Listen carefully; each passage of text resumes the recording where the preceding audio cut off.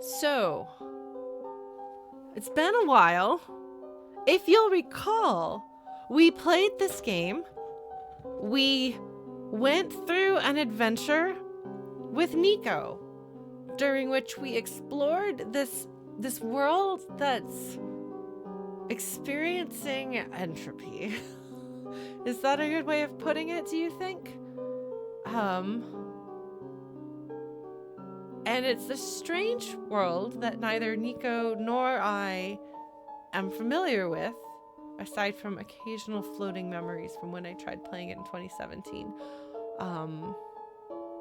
And over the course of that, we made a few new friends, but really got the sense that things are not right here. Culminating in an ending in which we were forced to make a choice. Oh shoot, hold on, let me close that. We don't want that.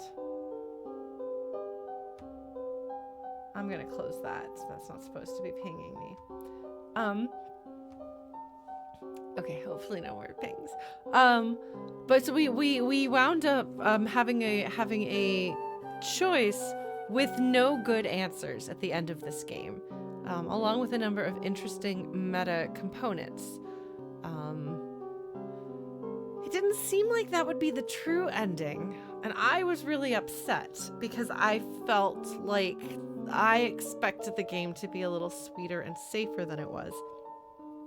But it does kind of feel like it was a sweet and safe world in which something has gone very wrong. And so fortunately, we were able to load it back up and find Niko again. And Niko, this time around, it's funny, when I first booted up this version of the game, or when I first booted up the game this playthrough, I had these very strangely sparse and half-formed memories of having played the game before. And now it's Niko's turn to have a similar experience where they remember my name, for example, but they don't know how they know my name. And it's an entertaining little meta coincidence, you know? Playing two games in which memory is related and I have memory issues. Amazing. Amazing. I'm bringing you into the game experience. Yeah. And so we've been kind of going back through retracing some of Niko's steps from the first playthrough with a sort of memory of how things are supposed to go. Now, I was really excited last session to find that things that I thought I had done wrong the first time around, I think you just can't do the first time around. But then you can do them right this time around. And yes, I am still planning to do Ghost Trick after this. There are other things, such as Undertale Yellow, that have caught my attention in the interim. But I feel like, unless Undertale Yellow would be a little in between, between OneShot and Ghost Trick. That's the only thing that is at risk of potentially replacing Ghost Trick. That's the next thing that we play on Tuesdays. Yes, no, this is actually probably one of my favorite songs I've heard so far from this game. I was saying something. Oh, yes. So last time, one of the things that interested me so much was that I'd felt like there was something in the mind that I was missing. And I was like, if I had gone in there before the robot lady was with me, then Niko, the very good child who does not want to break rules, would not say, safety violation, every time you try to go where you're not supposed to go. But then it turns out that there is, in fact, someone back there that you can go to in this playthrough, who has knowledge and awareness of the situation beyond anyone we've encountered in our first playthrough. So we know some stuff's going on, but we don't have a lot of the details. We've had some communication with the author, the creator of this story, not like Night Margin and Company, but the author who is within the story of OneShot is the creator of the digital world and the game, as far as I can tell, that is what OneShot is. And now we've made it. So we made it through. We made it through the Barrens, which is that first section. Aren't you impressed with my memory? Look at me. I actually didn't recap this game. I probably should have, but I didn't last night. I did at some point in December, but I'm actually doing okay with my memory. Not great, but better. Amazing. I will take any improvement I can get. Let me know, is there anything else I'm forgetting to mention? Feel free to throw in little bits and pieces of details that I might have forgotten. But we wound up connecting with a robot there, again, who knew more than anyone else did. And then we had to flee, but unfortunately, in the process of escaping from... I don't remember what it's called, but the squares. Not to be confused with my stuffed animal cat named Squares. That's different. We unfortunately lost both of our companions, I believe, sacrificed themselves tragically to save Niko, who is a poor little child who didn't ask for any of this. And that brings us to this section, what is this section called again? It's not the sheepies, but it's the place with the sheepies. Yes, true, I have been referring to the squares thing. I've been comparing it to the nothing. Okay, well, the encroaching nothing. The Glen, we are in the Glen now, where the sheepies live. But a lot of it is inaccessible. In the true spirit of a visual novel type story, the second playthrough accelerates you through stuff that you've already seen, so you don't actually literally have to play through the entire game twice. I do wonder, who invented that? Who was the first developer of a game or a visual novel who was like, if I'm going to enforce a replay in order for someone to have the full experience, I should probably cut back on the replay, because they deserve credit for discovering something to improve the experience for everyone. Yeah, we're just vibing in the Glen here. That is correct. And we connected with the children that Niko befriended last time around. But this time, if I remember correctly, Niko kind of knows that they knew them, but they don't remember Niko at all. And so it's kind of this awkward place. But we managed to come with them here to this graveyard where their parents, or at least their mother, is buried. But I believe last time we also spoke to someone who's the child of the inventor, if I remember correctly. Well, so the big picture summary, if you're not going to play this game, or if you are going to play this game and you don't care about spoilers, is that we woke up in a strange location with this little child, Niko, and we, the player, so Sauraen, can talk to Niko, and control Niko, and Niko communicates with us. And we have to guide Niko through this world to bring the sun, which is this light bulb they are carrying. Because if we can place the sun where the sun goes, it will revive the dying world. But we tried that, and we made it through, and the ending was not a good ending, and I was very upset. But there's a second playthrough in which we have kind of been able to peek behind the curtain, so to speak. And now we're going to try to solve things properly, once and for all. And there are probably details that I should remember that I've forgotten, so I should probably go back through and watch that. And I'm so sorry both about the really long delay and also about my memory issues, but I do my best. But yeah, so Niko is probably going to... Yeah, so Niko used to say, Sauraen, are you still there? Whenever I would close and then return to the game. But it's a gravestone For anyone who has not seen me play a game recently, I have started reading the text that is not voice acted. I've started reading it aloud, doing voices to the best of my ability, mostly like a person telling a story, reading a book as opposed to an actor.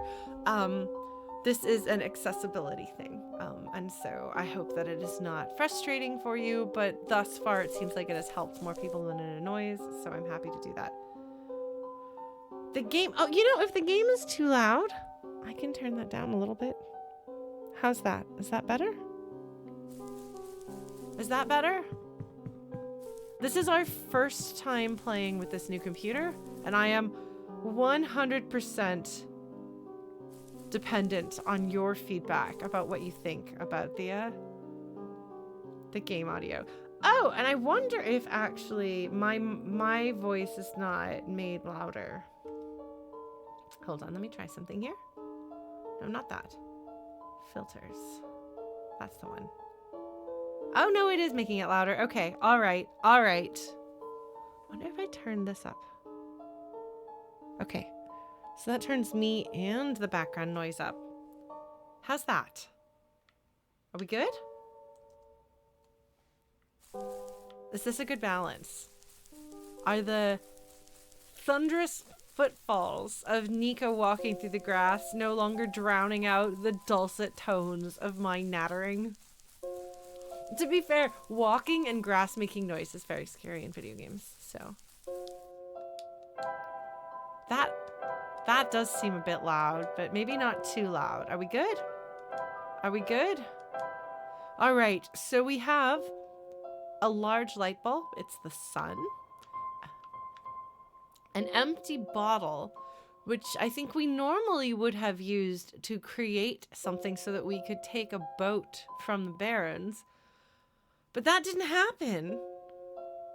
A strange journal, a crowbar, a gas mask, and this, which is very different from last time, a memory disk, the backup, which belonged to the robot, the proper... what was that robot's name? Yes, Niko has little not cat feet. Oh man, I used to have fully memorized Carl Sandburg's poem, Fog. Let's see, what is it? The fog comes on little cat feet. It sits on silent haunches overlooking the city and then moves on. I think that's gotta be close. My mom is a big fan of Carl Sandburg, and my favorite poem is a Carl Sandburg poem, so.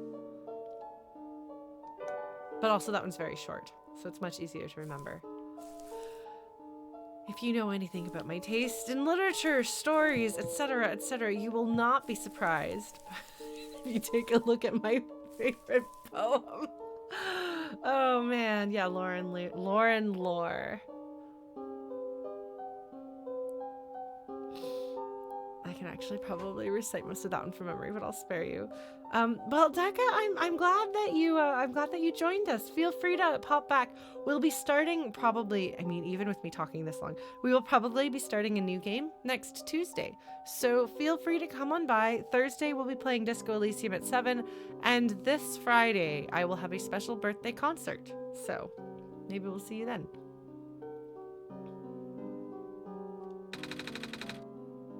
All right.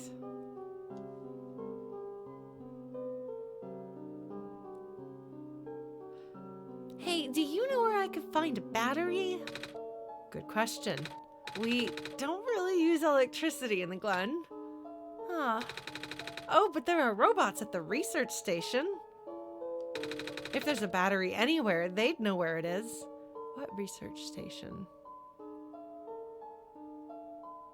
I don't remember going to a research station the first time around. Gotcha, thanks. Do you know where I could find some gears? Gears? What's that? It's like a metal circle thing with teeth. A circle with teeth? Ha, that sounds so silly. Like something Magpie would have. Magpie? You know, the trader guy. He collects all kinds of funny stuff. I mean, he even keeps around broken glass and junk. Oh, yeah. I think I know what you're talking about. He's such a weirdo. So that's a section I missed? Oh, wow.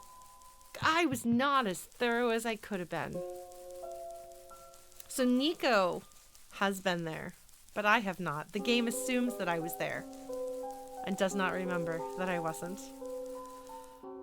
Well, I will just have to look for it this time around and hopefully do better.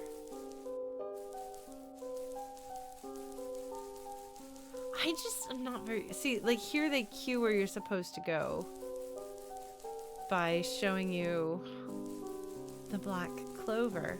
What does this one say? This one's awfully big. Nope, just a gravestone. Sorry, I forgot. What parts do we need to find again? A battery for the engine and a few gears to replace the broken ones. If you could find me the parts I need, I should be able to get this machine off the ground again. Gosh, Cedric is so adorable. Alright, well I have no idea what I'm looking for or how to get there. I didn't find it last time. See if I can find it this time. Oh, I have a little boat.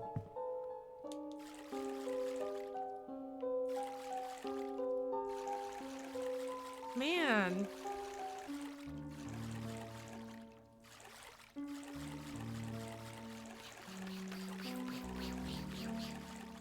And the reason why you can see the background of my computer here is because there are meta elements to this game.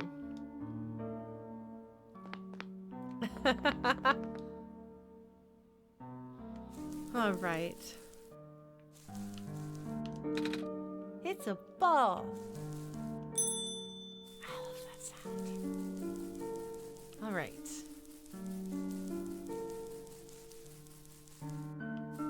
Their spare clothes. There's something really that I really enjoy about the way the music kind of distorts when it changes. You know? Okay, so obviously we are very limited in where we can go this time around because of, we'll call it the nothing.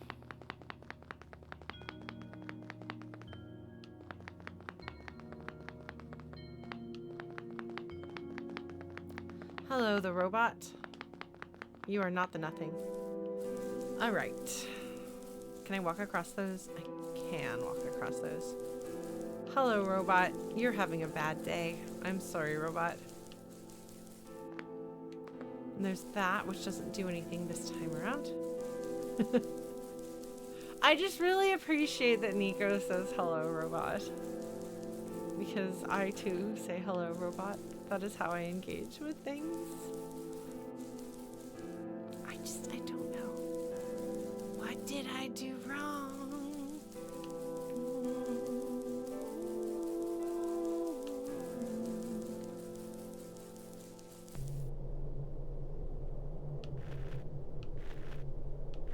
Oh, this is where I came in. Okay.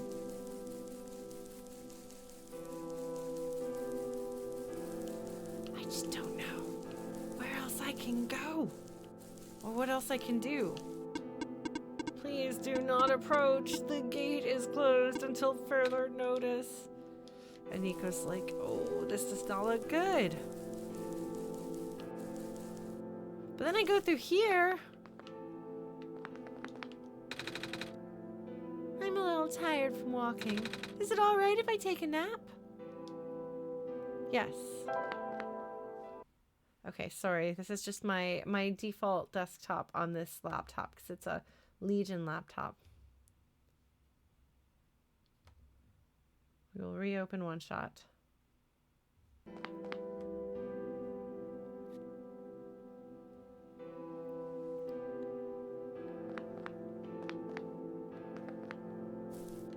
Normally we have a picture of Locke and Sully's fan art, but the bridge is broken.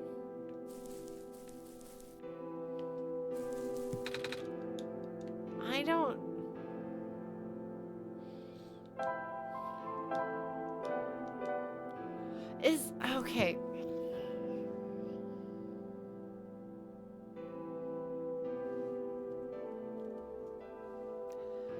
It occurs to me, hopefully I didn't lose the document that I need from OneShot.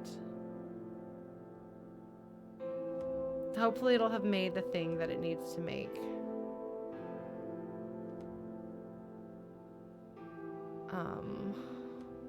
Because I'm on a different computer. Because if that is the answer that I need, I might have to go drag that from my old computer. Which I will do, don't get me wrong. Because part of me wonders, like, should I use something? I guess the bridge is how I came in, so I won't need that.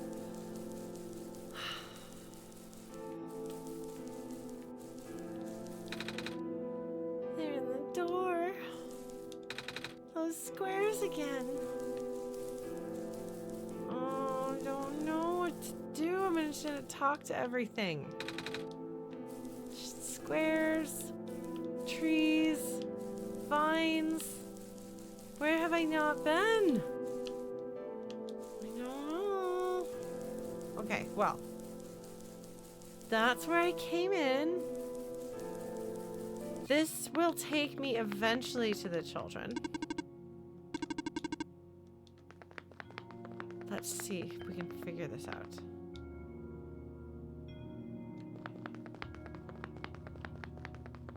When I restarted the game, it said that it couldn't sync my save. Okay, I can't go there. But it did actually manage to load my save, so the disaster seems to have been averted. But it wouldn't be here. I already... Okay, so it seemed strange to me last time around that there's nothing you can do here. That looks like a place where you should go and be able to do something. Alright, well, we could go talk to where the Dryad was.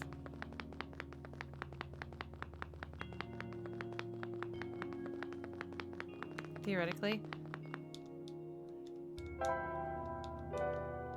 I can't kick that box, even though Niko learned to kick boxes. Hello. See, that's where I would normally say hello, robot. And the robot says, hello, person.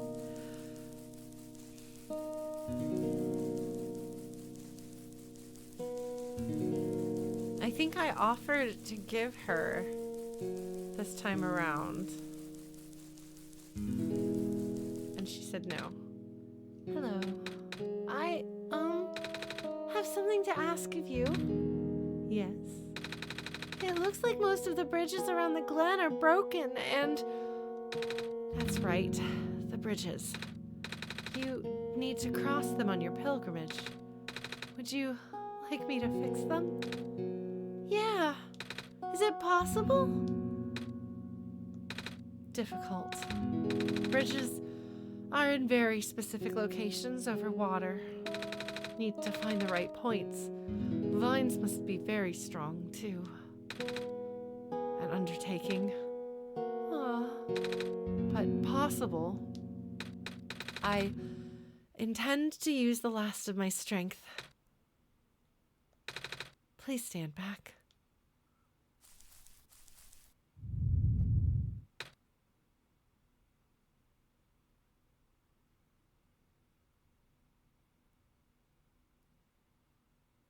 Yeah, that's actually really unsettling.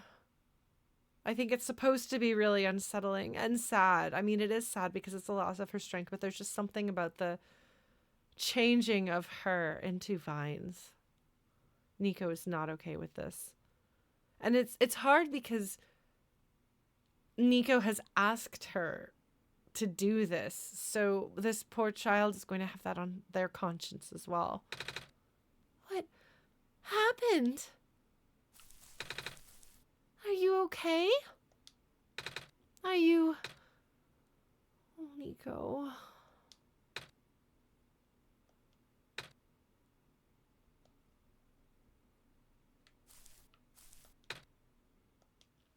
Niko has nothing to say.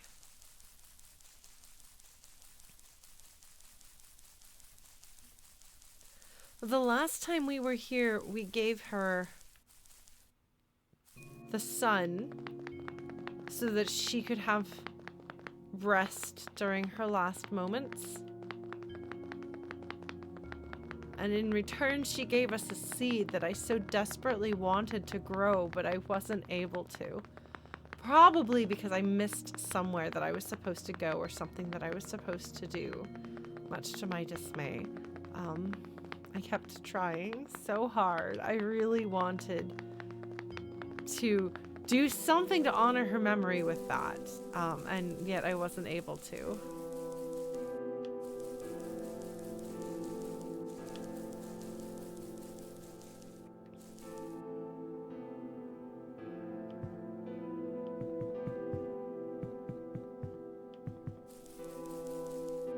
And so I eventually just figured that that was something that I couldn't do on that playthrough and I would have needed to do on a second playthrough. But obviously that's not how it works, so I don't know. The bridge to the forest was just restored. The village evacuees should be able to find better fishing spots here. The plant spirit is really looking out for us, isn't she? Yeah. The guardian. It's funny, I tend to think of myself as being pretty thorough, and a lot of times I do catch things that are easy to miss in games. But I apparently missed a lot in this game.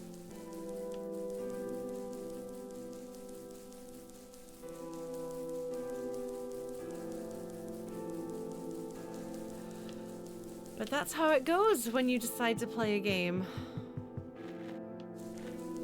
without directions the first time through. The land fragmentation is happening faster and faster now. But looks like the vines are slowing it down.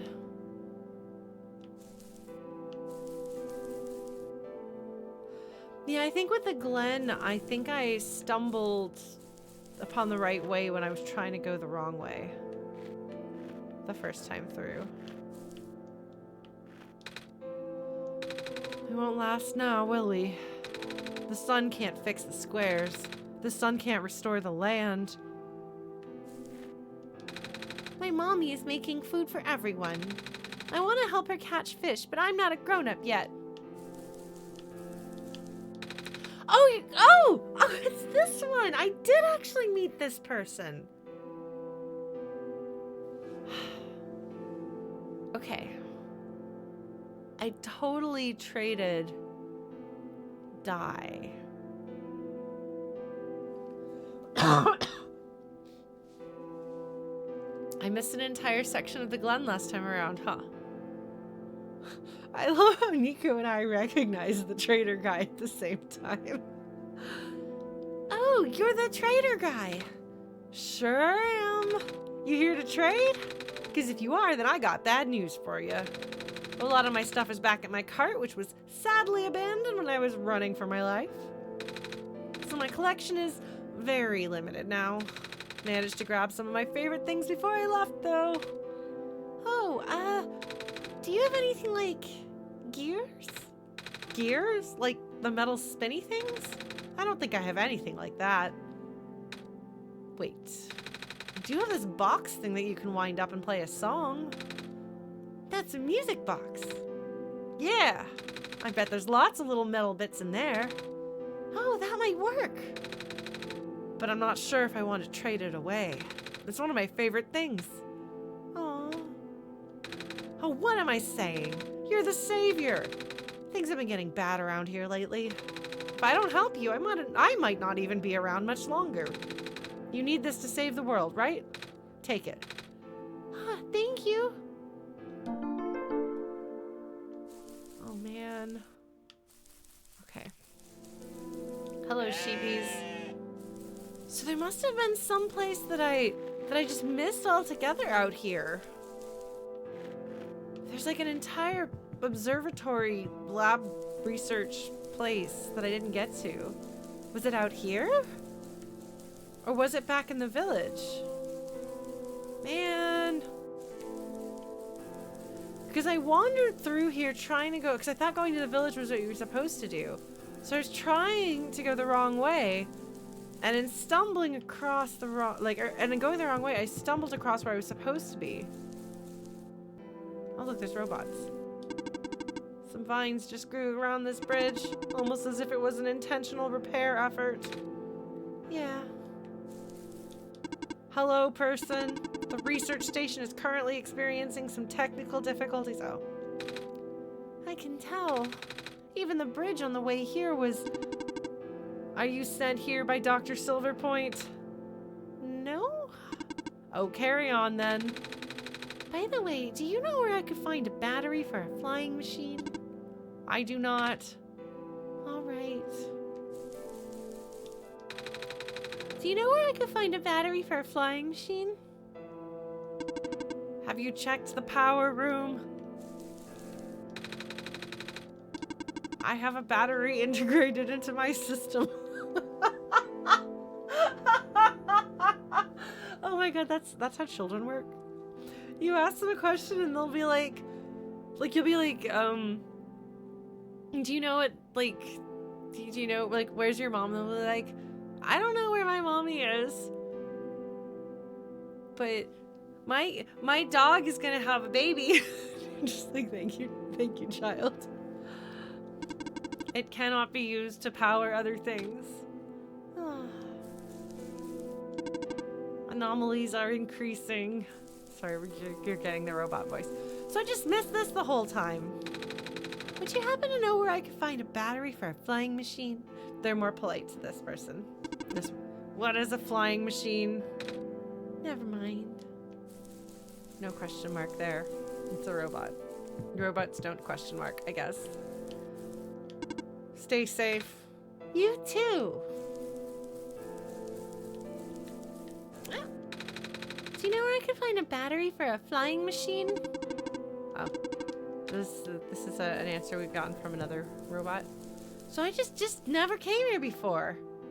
I bet this would have been something I needed to do in order to be able to grow the seed. Somehow, maybe it would have triggered a course of events. Hello, person. This is the main generator of the Glen. This is the place to get water. Oh.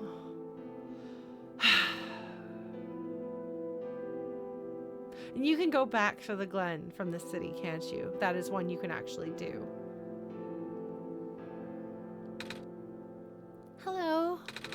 Would you happen to know where I can find a battery for a flying machine? It's kind of an emergency. Oh, the squares block it off. Okay. Well, I missed it. I tried so hard to find water, and I did it wrong. But apparently that's not how you unlock the true ending, I guess. I do not know what a flying machine is, but any sort of large machinery would require a high-capacity power cell. For example, the generator in this room utilizes such a device. Oh, right. I almost forgot. We had to fix the battery for this thing in the Barrens, didn't we, Lauren? If this is an emergency for living beings, you can use the battery from the generator. Oh, wait. But if we take the battery here, all of you guys would lose power, wouldn't you? Maybe Lauren and I should go find another one. Negative. This is the only battery in the Glen powerful enough to be used as a standalone unit. If it is a dire situation, then do what you must. Oh. Literally everyone that we're running into is giving up their life in order to allow this to happen.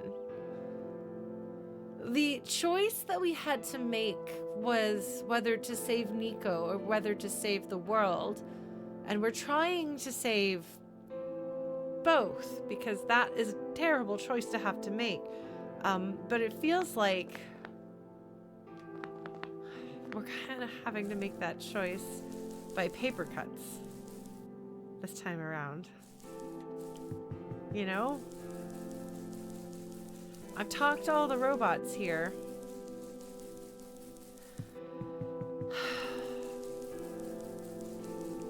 So there's water in the research station? I guess we have no choice but to take this, Sauraen.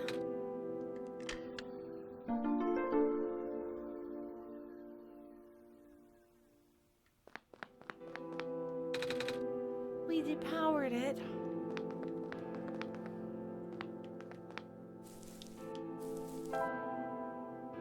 Music box. Oh, look at that! The music box has the clover.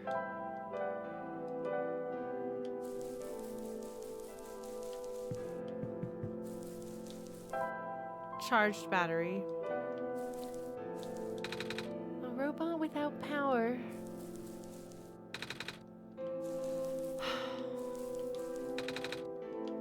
Wait, does that mean...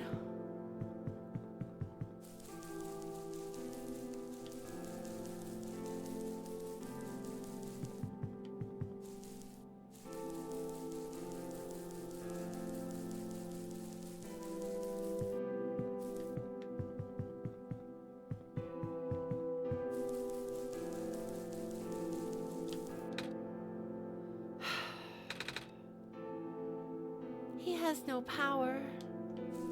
Yeah. Yeah, we can repower them. But I mean, the plant spirit giving up her life. Just everybody. Hi, Decca. No, you're not interrupting anything.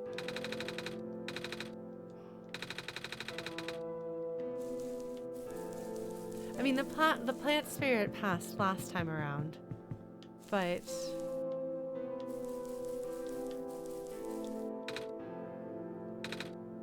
sniff. Are you okay? I want to go back home. What a day. Are you folks ready? Are you ready? Are you ready?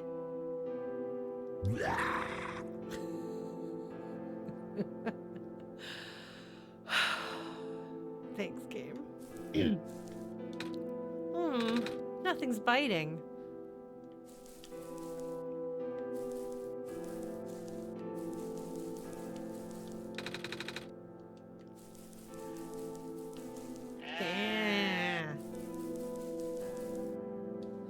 All right.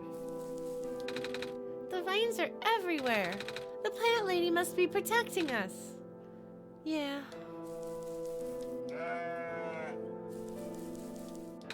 Our village was ransacked by the squares not long ago. Most of us made it out alive, but we can't really go back anymore. Oh. Squares are bad news, man.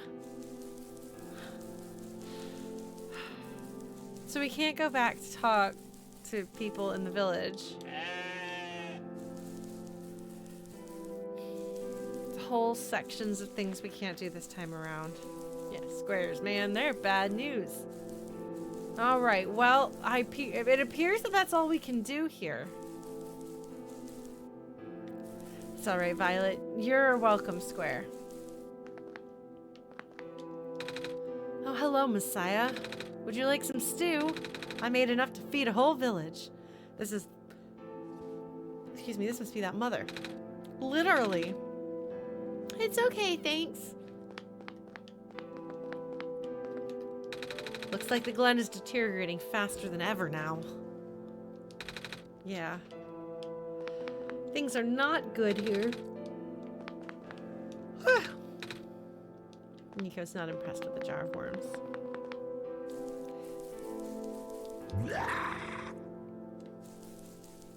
Anyway.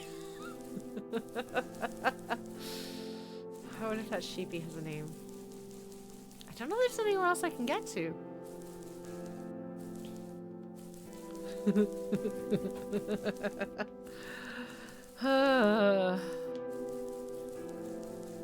Okay, so I can cross here, and then I can cross there. But I can't do anything with that.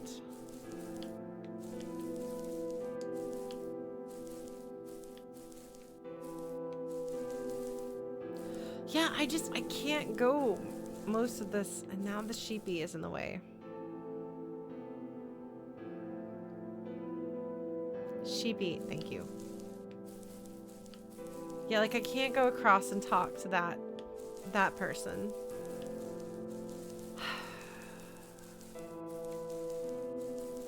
All right, well. That's all I can think to do.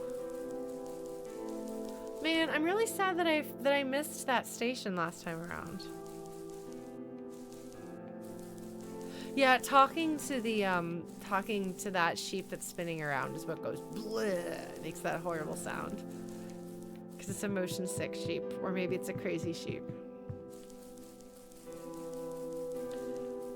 All right. I just so badly wanted to save her seed, and I couldn't. I was very sad about that. Well, I seem to have gotten everything that I can think of to get here. I got a battery, and I have a music box that I would like to use.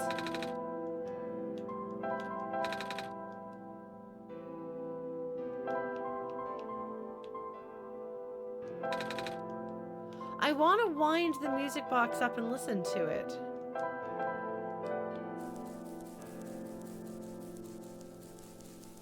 I guess, was I sick then? I don't even remember when I started playing this game. Like, it's such a short game. Did I have like a kind of a relapse?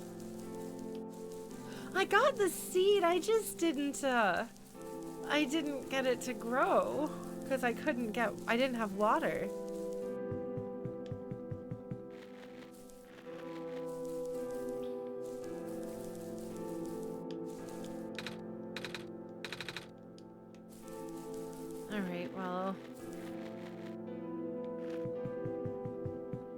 I guess I'll go back to the children and bring this music box. I really want to use the music box before I have to destroy it.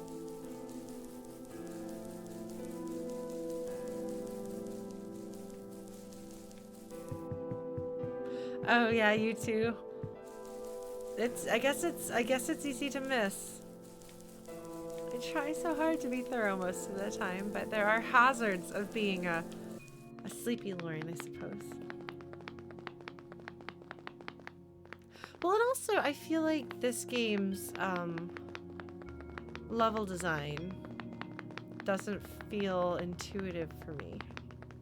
Like, I feel like I have a hard time understanding where I'm supposed to go or how things fit together, if that makes sense.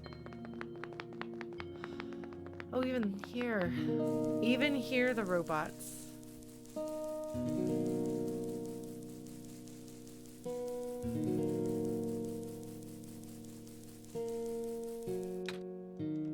I thought maybe I could play her some music. I thought that would be nice. But, unfortunately...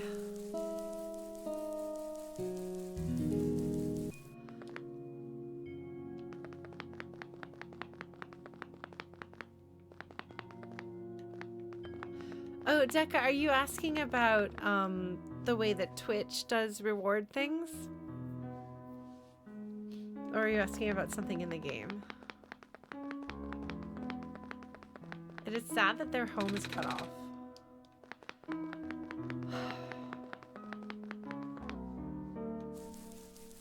Alright.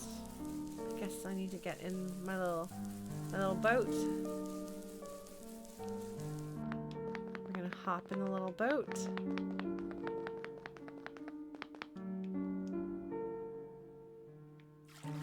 Bloop, bloop, bloop, bloop, bloop. It's really more like a sploosh, sploosh, sploosh, sploosh, sploosh, sploosh, sploosh.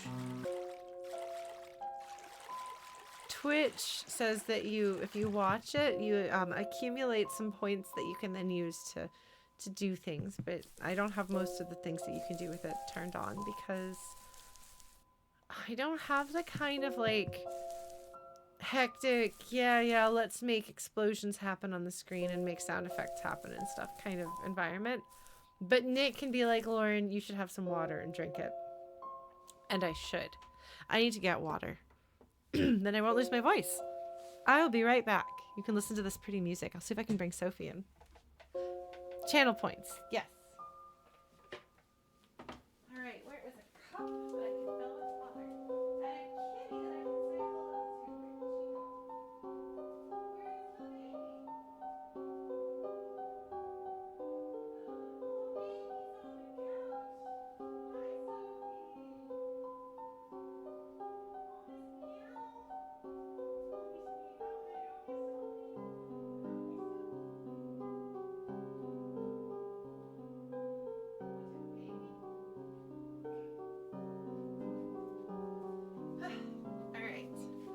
Sophie is being snoozy on the couch, so I am not going to disturb her.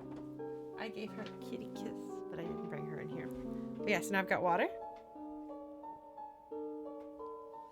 Eventually, if I get back to doing things like creative sprints or music streams with some regularity, I may implement something you can do with channel points related to those.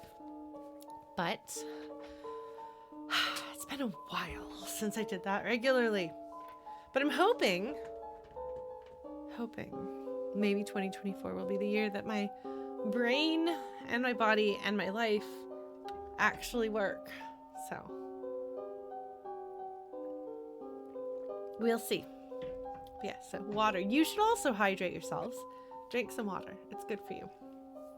All right. Did you find any, what were you looking for again? Gears? Gears! Did you find any of those? No, but I found this music box though. Ooh! Play the music box, children! I want to hear the music box. All right. I like ginger cookies and I like peppermint. Man, I left the US without getting Thin Mints. It's Girl Scout cookie season and I didn't get cookies. And now I'm here where I can't get Girl Scout cookies. I'll have to ask my mom to get me some and hang on to them until the next time I'm in Texas. All right. We're just about done here, so let us know when you want to go back to the ruins. Okay.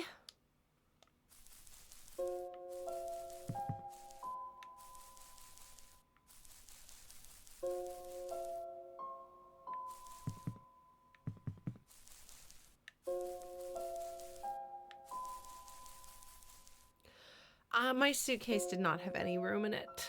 It was full to overflowing. So I would not have been able to fit cookies in there. All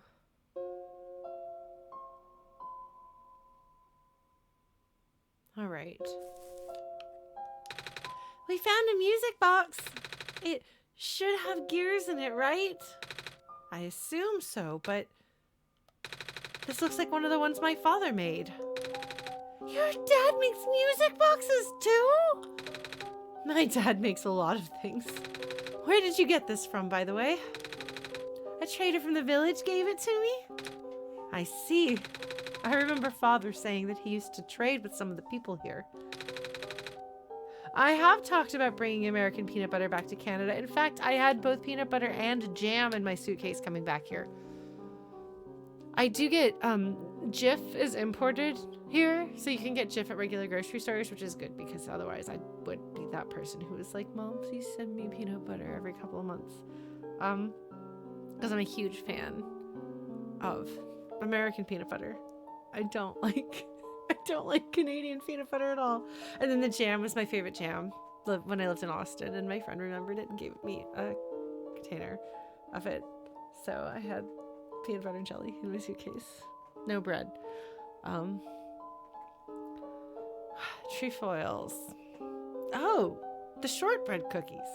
Those are your favorites? I don't know that I've ever met anyone who said those were their favorites. That is, you know, every cookie ought to have somebody who likes it best. Most of us are over here arguing about Thin Mints versus Samoas versus Do-si-dos, or peanut butter delights, caramel delights, and peanut butter.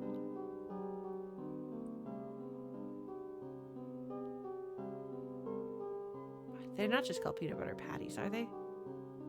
Somebody who knows the other names, because I grew up on Thin Mints and Samoas and Do-si-dos.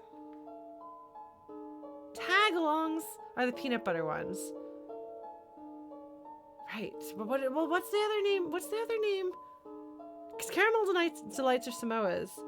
But what's the other name of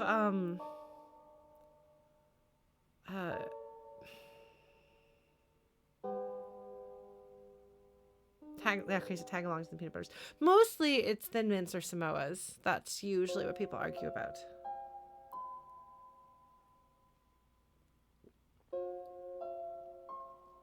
If I remember correctly, the trefoils are actually the Girl Scout cookie logo. Thin Mints are my favorite. And you put them in the freezer, they're even better. I have introduced my Canadian friends to them. And as long as you don't hate peppermint or chocolate, you'll like them. I don't like mint that isn't peppermint. I'm sorry, we're just kind of having a cookie break in the middle of this. I think the lemonades were good. I think I tried those. I feel like there have been a few other ones that were new that were good.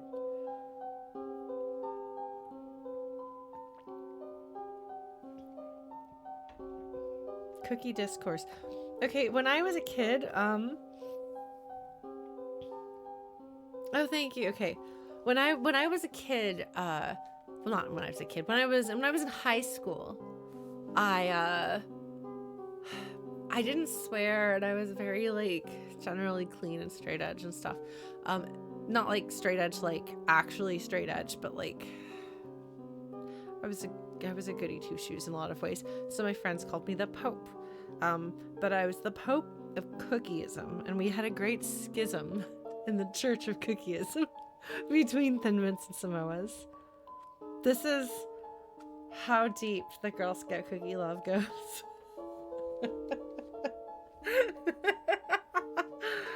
Oh man. Anyway, I am a fan of Girl Scout cookies. And I'm especially a fan of Thin Mints. There are some store brand Thin Mints that are acceptable, but not the kind that's available. So basically there's a cookie you can get in Canada that, like, it's clear that the cookie manufacturers were like, we should make things like American Girl Scout cookies. But it feels like they read the description and maybe saw a picture that was pixelated, not very high resolution, and then decided that they were going to make a cookie based on that. So the mint cookies are dark chocolate, too thick. They don't snap like a Thin Mint snaps. They aren't very sweet or very pepperminty. They're kind of bland and hard, and it's very strange. And I'm just like, this is clearly inspired by a Thin Mint, but it's not even close to a Thin Mint. And they have ones that are like Samoas, and I haven't tried them. All right, well, I'm glad to know that Team Samoas are here. Okay, all right. Who here believes in Thin Mint supremacy? I love Samoas very much, though, so I'm allowed to be the Pope of both. I wouldn't choose to get rid of Samoas. I would keep them both. I believe in uniting the cookies together. But probably don't eat a Samoa and a Thin Mint at the same time. I'm pretty sure that coconut and peppermint are not friends.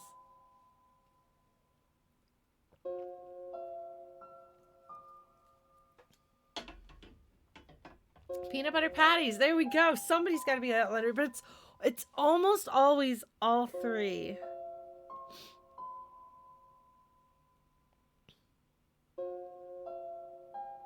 It's almost... Okay, so if you're familiar with Girl Guides, they are an entirely different organization, and so the way that they do things and what they do is very different. So their cookies are different. I think that they started doing cookies because Girl Scouts did cookies and were successful, and the Girl Guides were like, that's a good idea. We could do that as a fundraiser as well. But yeah, Girl Scouts is an American organization specifically. It's actually really cool. Well, Girl Guides is an organization and Girl Scouts is an organization. And while the names are similar, they are two different things. So it's just, one is, I believe Girl Guides are British and in Canada as well, and possibly other places, but Girl Scouts are specifically American. And I'm gonna so I have big feelings about baked goods. I have big feelings about Girl Scout cookies. And so the Boy Scouts are politically backwards and have some issues. The Girl Scouts are aggressively encouraging of trans girls as members, and tend to have much more progressive Like, as an organization, it has much more progressive politics, and it's pretty great. Girl Scouts and Boy Scouts are two completely different organizations, despite the similarity in names. But they are both based in the US. So Girl Scouts are cool, and Girl Scout cookies are great. And I have completely derailed myself. But yeah, so if you're not familiar with Girl Scouts because you're not in the US, that's totally reasonable. You know, they're an organization in another country and they do things that you probably won't ever have to deal with or encounter. All right, back to this game. He did always love traveling this world, despite... Notice that Cedric says this world, not the world. Well, sorry I started rambling. Me too, Cedric. Me too. I feel like I should just have this as a reaction screen. Also, sorry, I think I made the game smaller. Should I make it a bit bigger? Is that better? Do we want, we can center it. There we go. A little bit better, maybe. But yeah, no, the Girl Scouts are cool. The gears in there are compatible with the engine, although it pains me to have to take it apart. Oh, I'm sorry. It's fine. We still need a battery to get this engine running. Please do what you must to find one. Do what you must. I'm sorry if there was a way to listen to the music box, and we didn't get to listen to the music box, but I tried everything I could think of. And alas, no music box. So...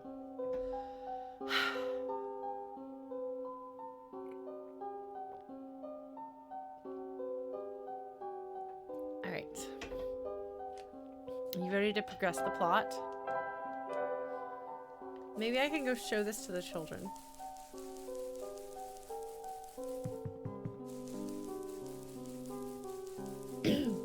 Honestly, Blue Glass, no, because it's moot at this point. I'm not going to be able to listen to it even if there is a way, so I probably shouldn't make myself feel bad about missing it.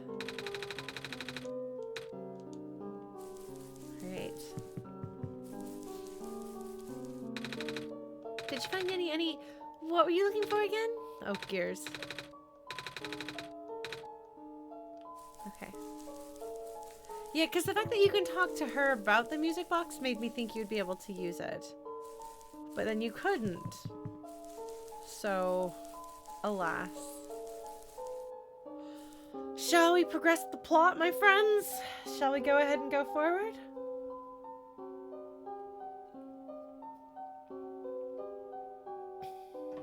Alright, let's do this. We found a battery. Oh, nice! I honestly wasn't expecting it.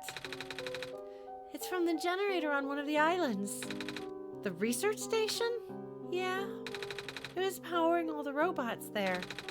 I felt bad for taking it. We can always just give it back later. Alright. Looks like the flying machine has a chance after all. I just have to assemble the pieces now, but it might take a while. Do you mind keeping me company?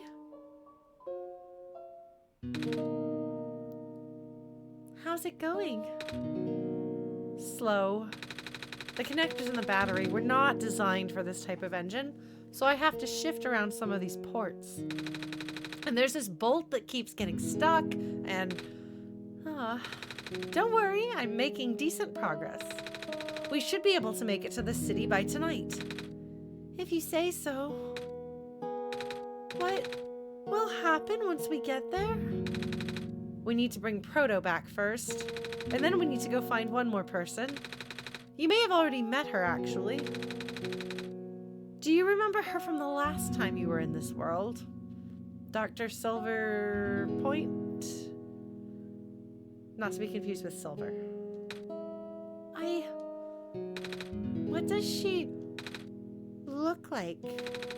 This is going to sound strange, but she is a fox.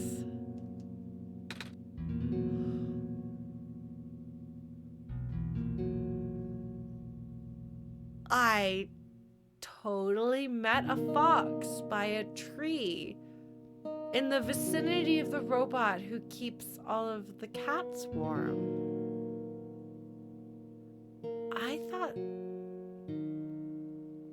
I thought the fox might be like secret post-game content. I guess the true ending, if I get it, is secret post-game content. Oh, I do remember talking to a fox at one point. You've met Rue? The memories are still really blurry, though. Man, Niko, you and me both. I see. It's just hard, you know? Proto told me to think of this world like a dream. But then I get so caught up with... and I just kind of forget. I forget that everything here is supposed to be not real. And then I remember. And then I just get really sad. I know this is for me to go home, but knowing that none of it mattered in the first place, am I just trapped here for no reason? Proto also told me not to ask anyone in the world about this, saying how they don't understand. But what about him? How did he know? How do you know? Aren't you guys all supposed to be code? Well, I'm not sure what to even believe anymore. I wish Rue was here. She's so much better at explaining this sort of thing. I'm doing a terrible job of it. I bet Proto was even less tactful, wasn't he? I'm afraid I must risk sounding callous, but please, you need not concern yourself with how real everything is for now. The plan is already in motion. We cannot allow for distractions. Father is putting everything into this one last run of the world. The last chance for him to fix everything. Your father is involved in the world machine? You could say that. That's an interesting phrasing. Does that mean that your father is the world machine in some capacity? And the she is the program running on the machine? No. Maybe. I don't know. The acceleration of square particle anomalies was not accounted for at all, though. Anomalies, that's what we can call them. I think just calling them the squares, that's fine. The patch was only built to accommodate the normal rate they appear, but they're accumulating at frightening speeds now. Proto even lost his body. Thankfully, he gave you the disc just in time. So, what happened to him anyway? What happens to anyone who gets caught in the squares? I only know it's bad. Well, you know how the simulation works, right? How everything is code? Specifically, everything is generated from pre-existing code. Also, hello, Kuryokyo, and welcome. The squares can cause damage to that code. Most of the time, irreversible damage. Father has lost some friends in previous iterations of the simulation.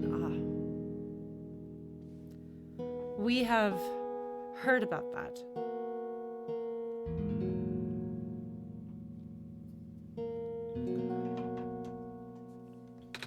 It took him forever to develop the current, much more stable version. You're making it sound like your dad built the simulation himself. Wait, did he? Yeah. But how? If everyone in this world is code, how can he build himself? Niko is having one of those oh no moments. That's not really what happened. So what happened? Like I said, you shouldn't concern yourself with oh, Niko. All right. Did Prototype ever tell you about the old world? he did say something about being built to greet the Messiah of the old world. I was, too caught up with the other stuff at the time to think about it. You know of it, at least. All right, here we go. My father, myself, the other two, none of us are part of the simulation itself. Our home world, the real world, was actually destroyed a long time ago.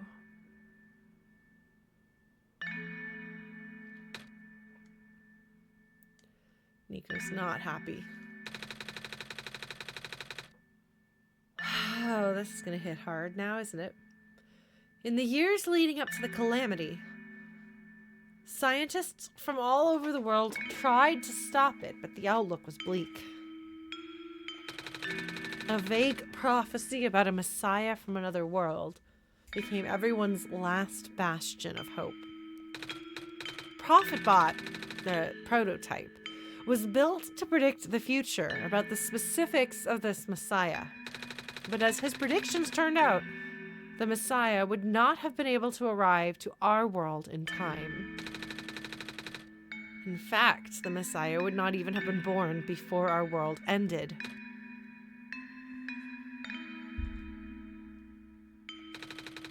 Disheartened, most people abandoned their research and resolved to peacefully live out their final years. But some people did the opposite. Even though saving the world was impossible, they didn't want our existence to be in vain. I do think it's telling how much of our apocalyptic literature that's come out in the past few years has specifically asked the question, what do you do in the face of the apocalypse? How do you make existence meaningful when the destruction of the world is inevitable? And I mean, on one hand, I think part of why apocalypse stories are so appealing right now, and appealing is a word I use loosely, compelling. I think compelling is maybe closer to what I want. I think one of the reasons why apocalyptic stories are so compelling right now is because there's a lot of things going wrong in the world that feel apocalyptic. But I also think that this simply builds on the kind of ever-present awareness of the inevitability of death. And so much of art is humans trying to come to terms with that in one form or another, whether they're creating art because they want to make their mark and achieve their immortality in that way, literally, or just wrestle with what does it mean to be alive when death is coming. And I do think that, I mean, there are eras where the apocalypse seems nigh. Like, if you look through human history, there have been multiple points where people were pretty sure the end was coming.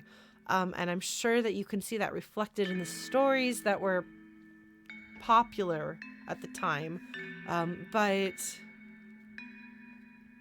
I don't know.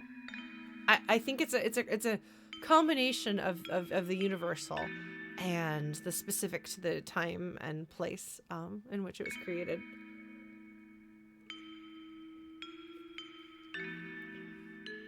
But this question, some people decide that they're going to live out the rest of their lives and just enjoy it for what they have, and some people are going to wrestle and strive.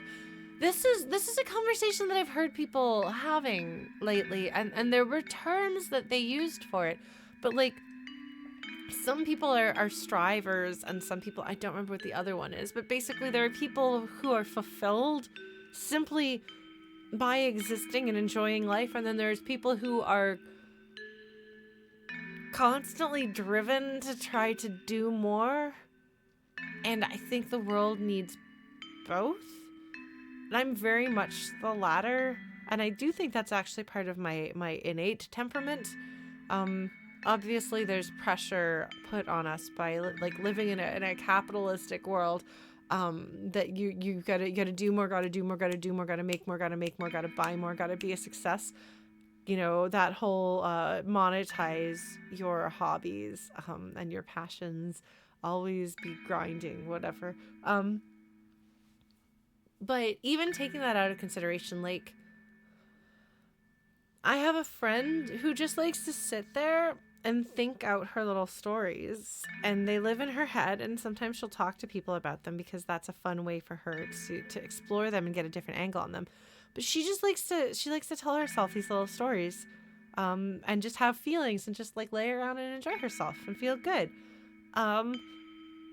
And I am always like, I want to make so much, and I like to have an audience. I just legitimately, I mean,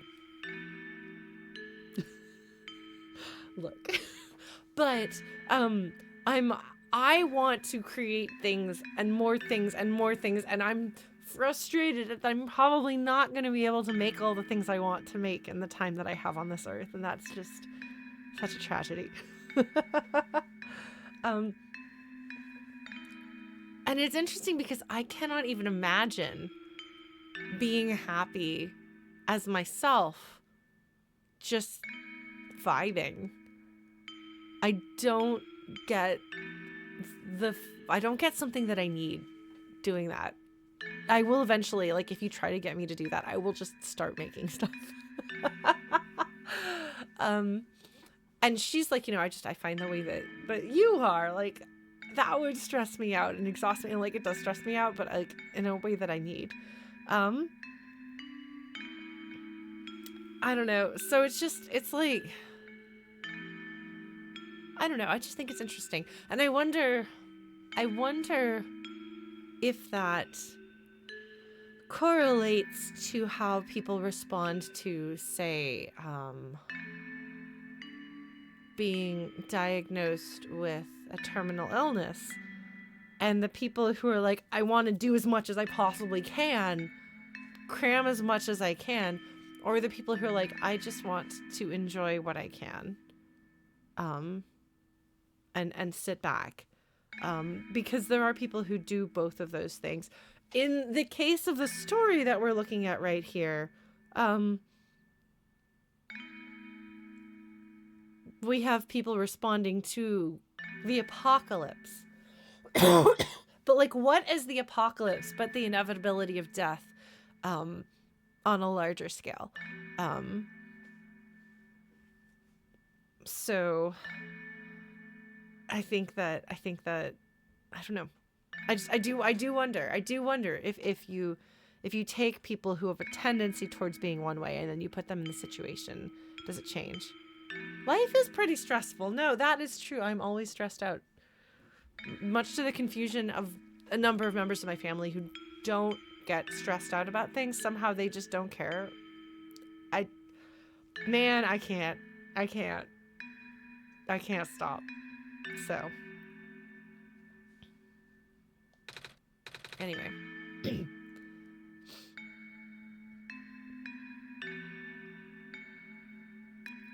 So, people wanted to make sure our existence wasn't in vain. I actually don't have an anxiety disorder. I don't. But I do have a lifetime of learned experience that has trained me to be anxious and hyper attuned about people. So I don't worry about pretty much anything that isn't disappointing people or making people angry or some extension of that. It's interesting. Oh, man. Yeah, well, like, if I ever retired, I would just be like, all right, well, what else am I going to do? I'm excited about all the things to do. I want to do all the things. In fact, I get so overwhelmed with all the things that I want to do that it's hard for me to do them sometimes. I don't know that I want to work, but I want to make stuff. But I am lucky enough that I because of my current situation, I work part-time, which means that I can also spend part of my time making the things that I want to make. Anyway, this game. And that's where my father came in. With the last of his resources, he built his most ambitious project yet. Was this supposed to be a simulation of their world where everyone could upload their consciousness? The world machine. Oh! Oh, that's why it's the world machine. Okay, got it. A large, detailed facsimile of the old world, generated from a pool of memories collected from everyone he knew. That's interesting. After a heavy amount of modification and an added narrative, interesting, my father was able to convert the entire structure into code. How did that code escape the old world? I have no idea. What I do know is there is no equipment back home that was powerful enough to run the code independently. Did he use the planet itself as a resource to run his code?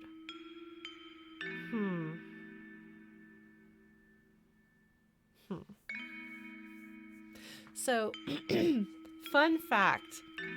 A fax machine? Facsimile. They're related.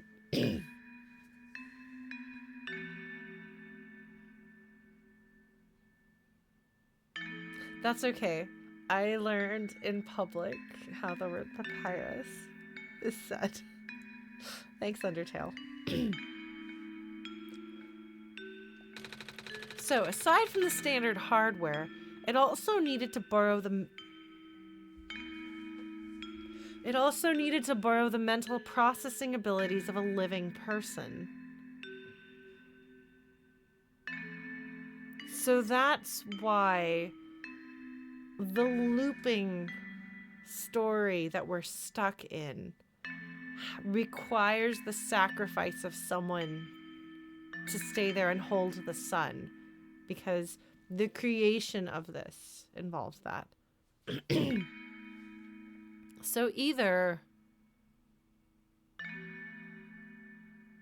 they're trying to replace that person, or the story is playing out in that way, in the way that we relive our traumas. It's papyrus. I used to think it was papyrus, which it's not. Now I know. But I went a large chunk of my life not knowing that.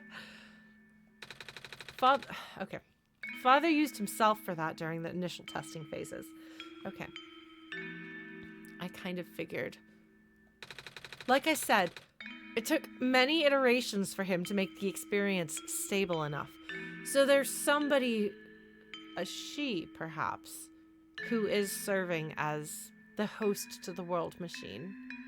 The one who is trying to stop what we're doing. The one who wanted to protect Niko.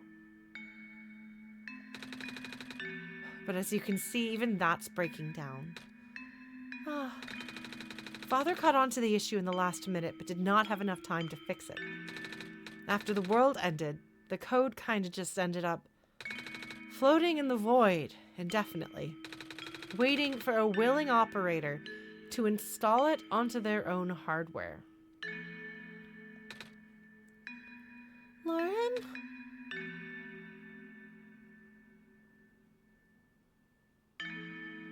Yeah.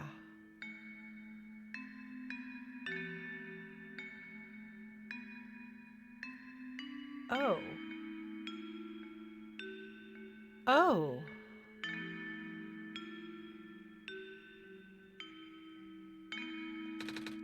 The operator, Lauren, would then generate the universe using this code, becoming God in the process. I assumed that our role as the player of this game would have something to do with booting up the game and being a person on the outside. I did not anticipate that the game had a space in its story that we would fill. What an interesting What an interesting narrative direction. So, Lauren was the living person you needed to borrow? No? That would be you.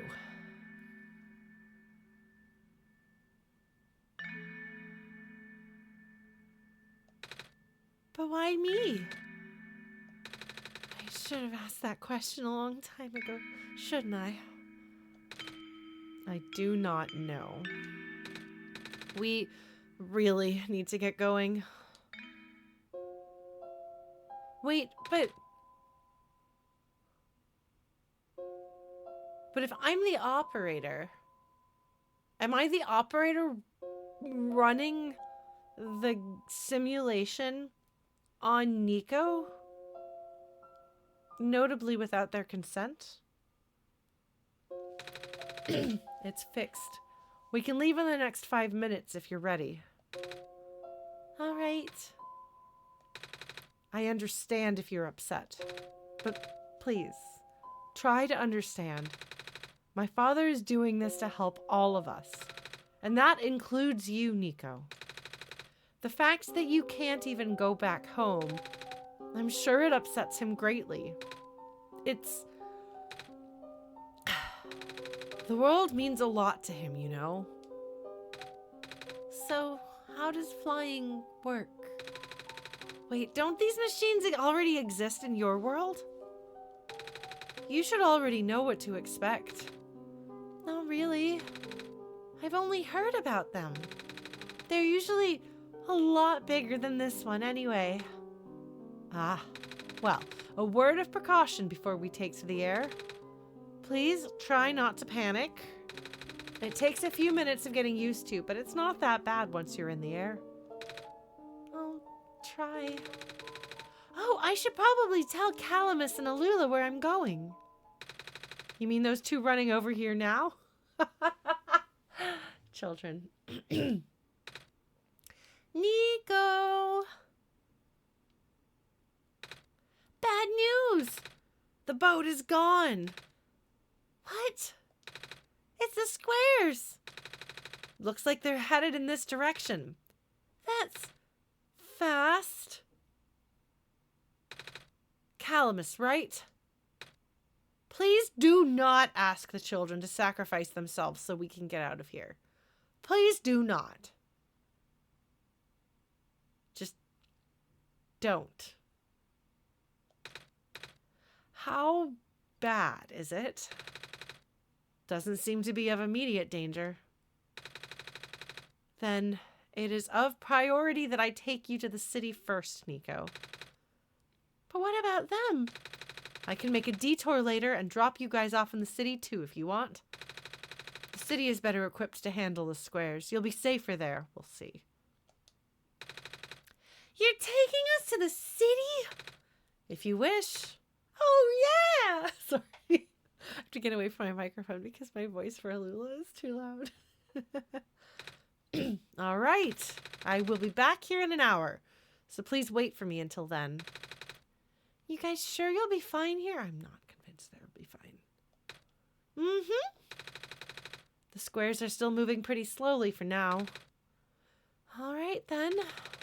Guess we'll run into each other again soon. I'm ready to go. All right.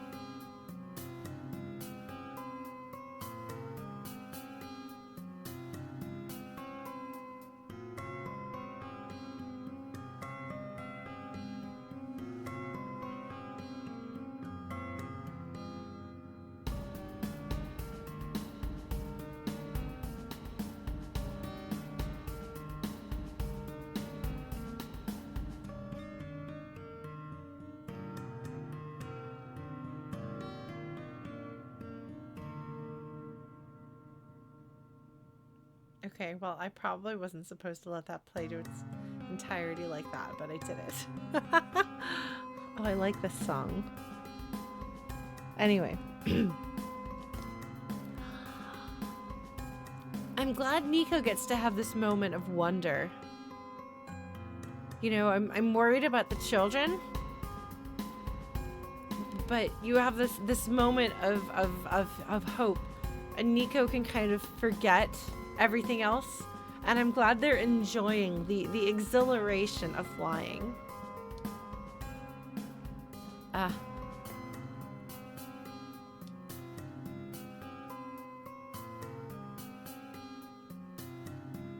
It is kind of nice that this is their first time flying, you know?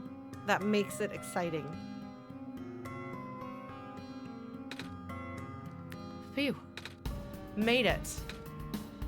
Niko really liked that. You okay there? That was the coolest thing I have ever done in my entire life. I'm really glad that Niko got to enjoy that experience. Reactions from first-timers are always delightful to watch. Oh my god. Niko is like stuck in this happy feeling. Hey, Lauren. That was really fun. Did you have fun too? I mean, you weren't on the plane with me, but you got to watch it at least, right? And Cedric?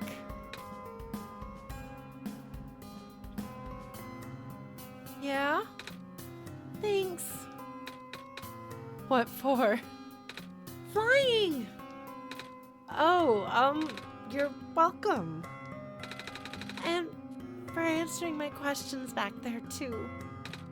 And for telling me more about the world machine.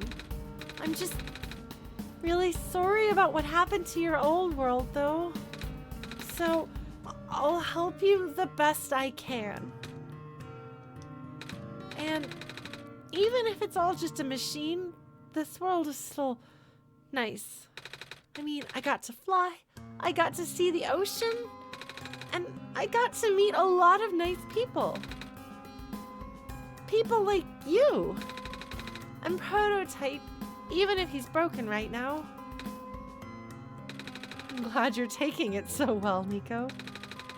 And I'm glad that we've met as well. Despite the circumstances. Speaking of Proto, I should probably head off now. No, Cedric is definitely taller than Niko, but is still a kid. I need to go pick up the siblings, too. That's true. Those two have been waiting for a while now. In the meantime, do you remember what to do to get to the surface? I'm sure you're going to make some changes, but we're going to have to make a button to go down. I remember having to fix an elevator button. That's right, Niko. We did that. All right, you should attend to that then. Let's meet up here in an hour, okay? Got it. All right, now let me just...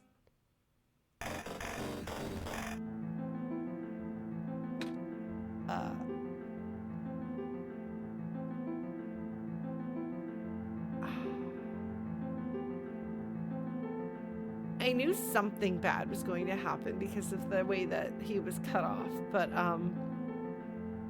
that's not good. He can't go rescue the kids now.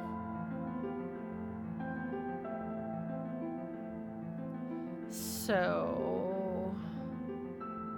the squares are taking everything. No! They're trapped on the island. Calamus, Alula, we don't have much time left. Niko, change of plans. Please give me the memory disk. All right. Listen carefully. It's likely I'll be targeted again, so we should split up to keep you safe. I want you to find a door under a large clock. I know where that is. The room behind it houses a pair of ground access elevators. Once you get to the ground, immediately find Rue and bring her back to the room. She will know what to do in the meantime. All right. What about you, though? I'm going to bring Prototype back.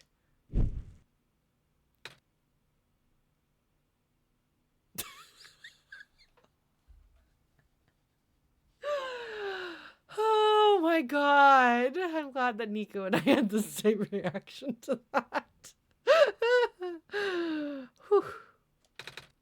Are you okay? What? Are you okay? Don't worry, I'm fine. There's no punctuation here. They're like, by the way, do you need some comic relief? And I'm like, I would take some comic relief, thank you. Don't scare me like that. Well, he just flings himself. He yeets himself. Oh my god, I explained the word yeet to my mom. There's some people my mom's age. It was very funny. Hey, Lauren? Yes, Niko? Let's do our best.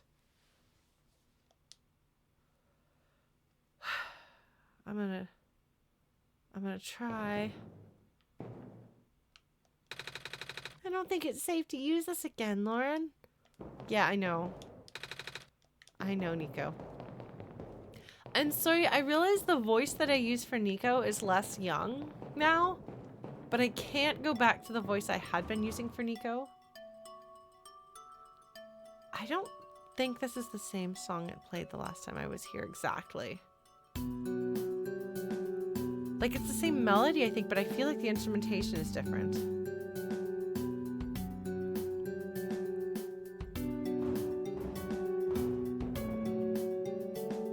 Like, or like a variation. Yeah, no, this is different.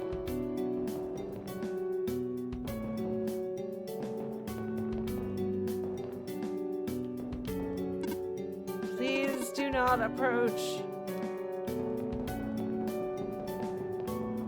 And up here was where we tried to take care of the seed.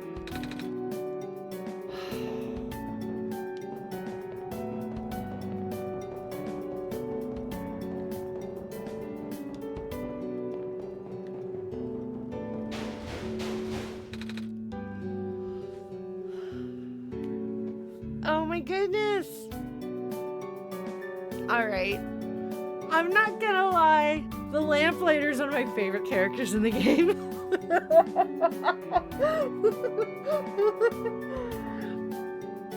Come on. Come on. Work already. Huh? Oh, right. The elevator guy.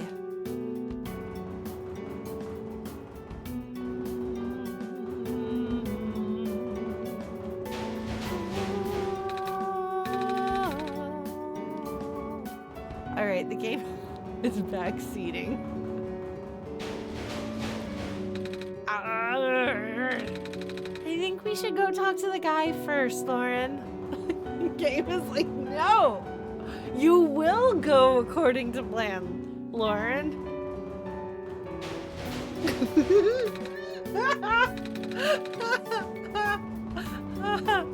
I think I'm funny.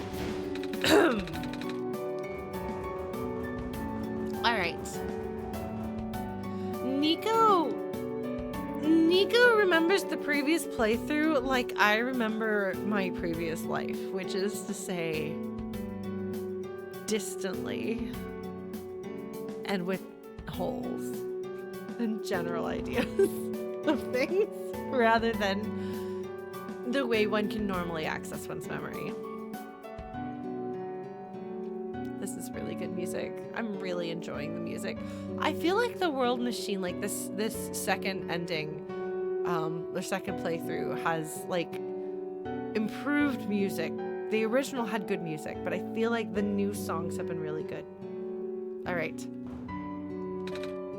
Come on. Come on. Now of all times. Excuse me? Whoa! You're... you! Oh, geez, I didn't think I was gonna run into... The elevator's missing a button, right? How did you know? Niko's like... Lauren and I will help you fix it. Seriously? Oh, thank goodness. The evacuees are counting on this. On me. But I've been here for hours and can't figure out a thing. Evacuees? You know, from the West apartments. I told you! I told you! The square stuff wrecked the place yesterday. Oh. Right now, everyone's crowded in the cafe. We really want to get everyone to the surface as soon as possible, though. The library on the surface doubles as a shelter for situations like this. I see. Wait, didn't we find the magnets and stuff in the apartments, Lauren? The what? Looks like we'll have to find some other way to fix the button, Lauren. Holy fudge! That was nice timing. That was very intentional timing. That was the little delay on the word fudge after the first letter. They know what they're doing. I made brownies yesterday. They were pretty tasty. Looks like Lauren and I will need to find another way down altogether. To be fair, Cedric did tell us that there were elevators to the surface underneath the giant clock, so we'll do that. But this is the only elevator in the area. We'll think of something. Let me know if you need my help with anything. All right, friend. This is a save. Okay. Do I need to stop by all of these save points this time around? Does it make a difference? I am actually... Chat hat is on. I am, in fact, asking. You can just go. Okay, sweet. We're going to do that.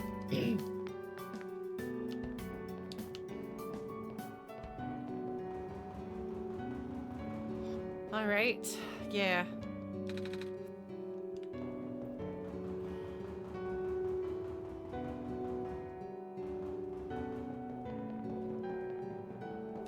This takes me to the place with the clock. Down takes me to the cafe, if I remember correctly. This way. Yeah. I want to go talk to everyone in the cafe. That's maybe a bad idea, but I'm going to do it anyway. I want to see my friends in the cafe. Oh! Hello, Messiah! You came at a bad time. The apartment in the west sector got destroyed by squares a day ago. Terrible, isn't it? Yeah. Ah, but at least the evacuees seem to be doing okay. We're letting them stay here for now. At least people won't starve here. The perks of using a cafe as an emergency shelter, huh? So, can I get you anything to eat? No, thank you. Even though I could go for some pancakes right now. There just isn't time. Oh my gosh. I know all of you folks. Night Margin ships the cafe guy with a lamplighter. Okay, that's adorable. I support that. Good job, Night Margin. Okay. I really like the cafe owner, and as I said, Lamplighter Guy is like one of my favorite characters. And I want Lamplighter Guy to be happy. And he's always stressed out, and the cafe owner is nice and chill and can take care of him. Plus, coffee shop AU? Obviously. Please tell me that's on AO3 already. Oh, it's that penguin. Hello. Yep.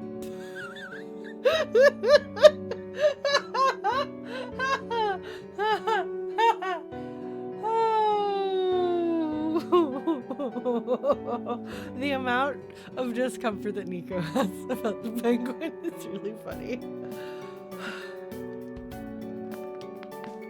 Hello. No, it's not really the time to talk to penguins, Sauraen. Niko's like, please don't do that to me again. Hello. Oh. Do you say anything this time around, sad child? No. We're gonna just dot at each other a bunch. Same as usual, huh?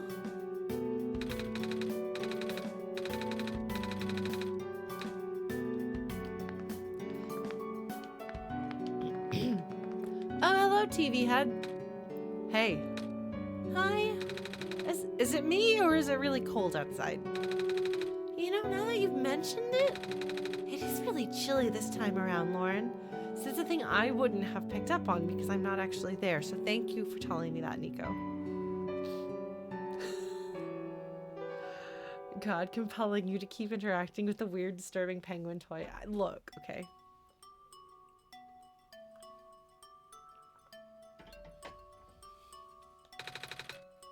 Good thing you've got a scarf, huh? That's right, there's scarf buddies. My mama made it. Scarves are great. If I had my stuff back, I'd knit one for everyone here. That's sweet.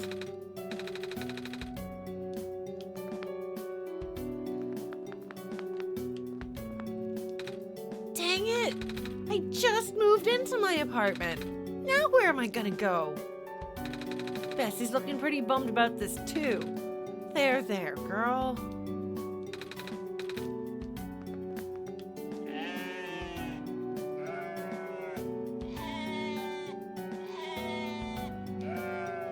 All right, Bessie. Oh, this is the girl whose robot is a little scary. Our apartment got evacuated while my parents were at work. I'm waiting for them to pick us up now. I hope they're okay. At least my robot's with me. I don't know what I'm gonna do without Model CWT 2nd Gen Unit 4E.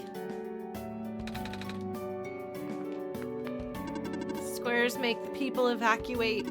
Evacuation makes the girls sad. Squares are bad. Oh, that's really cute. Okay, the cafe guy does kind of feel like he's got, like, the fact that he has a face, like, he does kind of feel like he's like a person. All right, well, I'm happy to ship the cafe guy with the lamplighter. That is good. Squares are bad. Oh, it's the plant friend. So smartly dressed. Bummer. I had to leave most of my plants behind. This stinks. Sorry to hear. Oh, speaking of plants, I heard the Glen is just covered in vines now. Is that true? Yeah. The plant lady was using them to keep the land from falling away. The plant spirit, Maze. I figured. Say, how is she doing?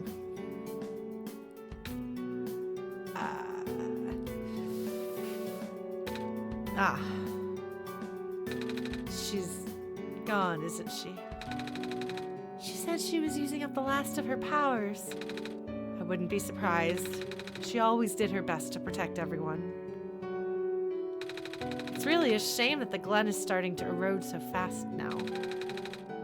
Soon the world won't have much room for plants left. Aside from black clovers, I mean. Black clovers are so resilient. I wonder how they do it.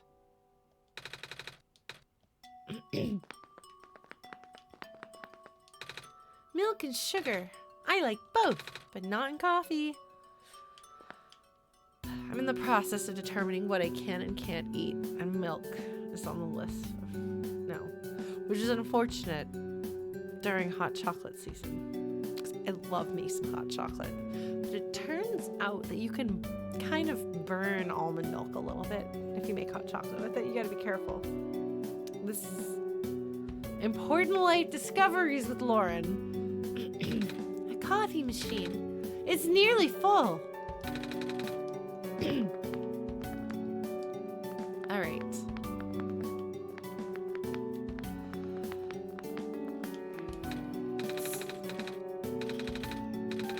See, there's a lot of personality with this adorable character. All right, I've visited everyone. I've made sure they're okay for now. I can't go anywhere else because there's squares everywhere else. Now, time to try to solve this.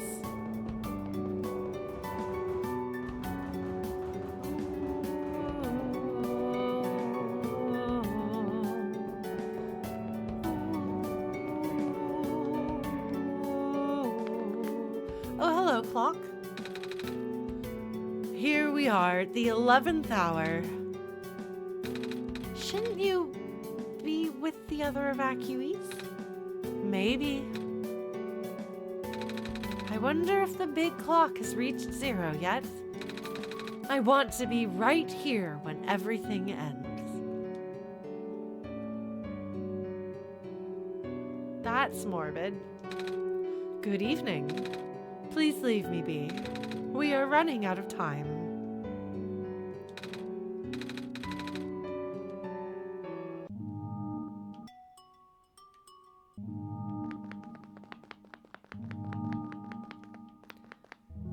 Yeah. Yeah.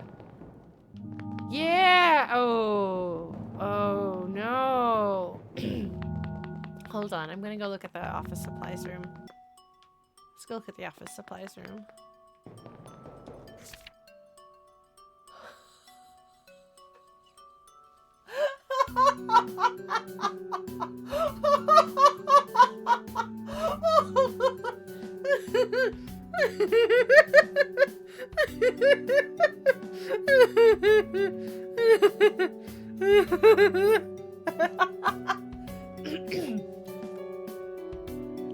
This is a very tastefully done reference. It is independently funny. Amazing. When did Office Space come out? I feel like it was long before this came out.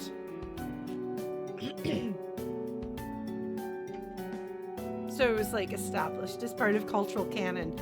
Even I have seen Office Space. And I like don't watch movies. 1999, wow. Y2K. This is great. This is fantastic. I am so pleased. However, would you like to shrivel into dust right now, folks? Office Space is 25 years old, a quarter of a century.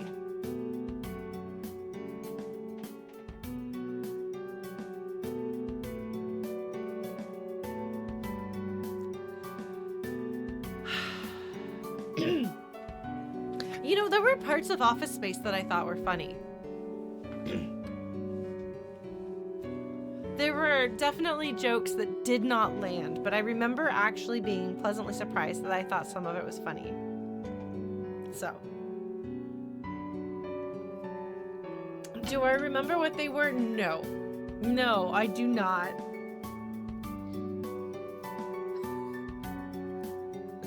But I don't remember anything, so that's to be expected at this point.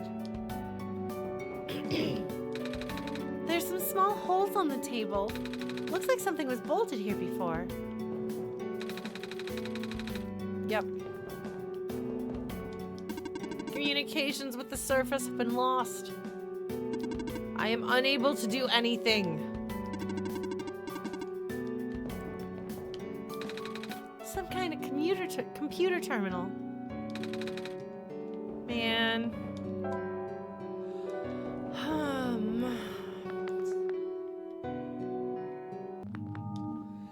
All right.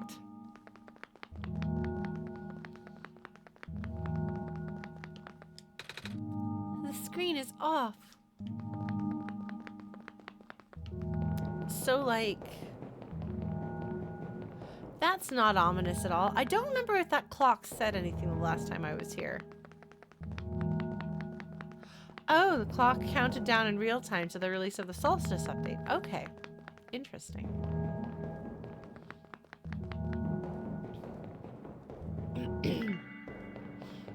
I suppose I ought to, talk to the door. So there was a hint that something was going on. The door is locked. Looks like it's asking for a password. The word documents is on the screen above the password prompt.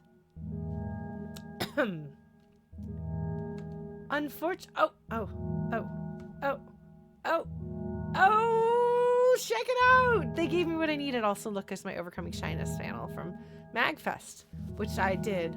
That was good. That was good. I did my Overcoming Shyness panel.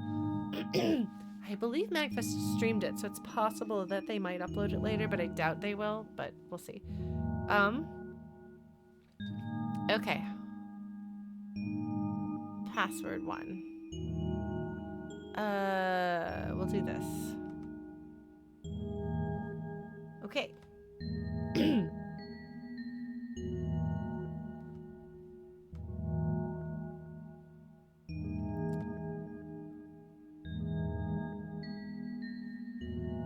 Okay, hold on. The resolution, that's the right word, is different on this computer. Oh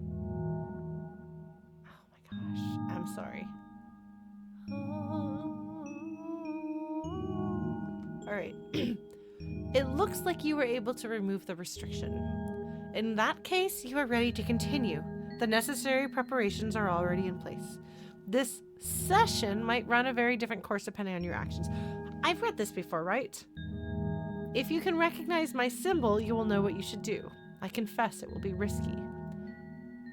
Yes, it's Solstice. The probability that the entity's condition will worsen is quite high, and if that happens, then... Look at me, asking you for favors, only to become so apprehensive once you agreed. I understand if you wish to leave some questions unanswered. I understand if you do not believe in a happy resolution. I understand if you are simply afraid of what might happen, because I am afraid too. If you enjoy the world as it is, if you are satisfied with the story as is, if you really do not want to see anything changed for better or for worse, then pretend you never saw this. Carry the session as you normally would. Do not use my journal for anything other than what you were already familiar with. This option will always remain for you, though. That's why I implore you to consider. The Messiah, the world, my children, they all deserve their good ending. Thank you for listening. Goodbye.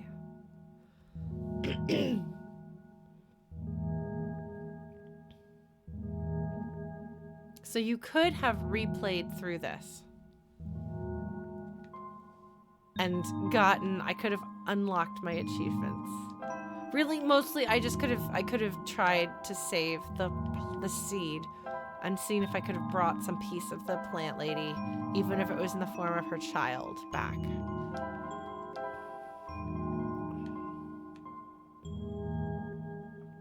All right. Oh no, they won't upload the panels for months if they do upload the panels. They still haven't uploaded my Belvedere performance from last year. I think I am the only Belvedere performance they haven't uploaded yet. And they've uploaded Jam Space performances from MagFest 2023. So.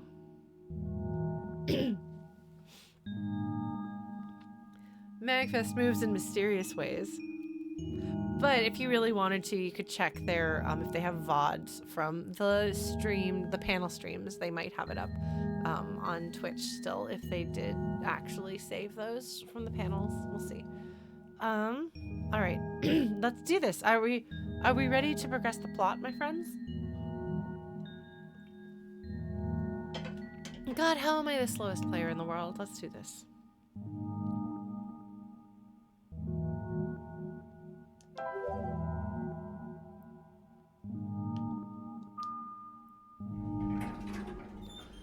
I'm supposed to get the others. I'm gonna need the others. There's elevators. There's these things. This one is blue. This one is red. This one is green.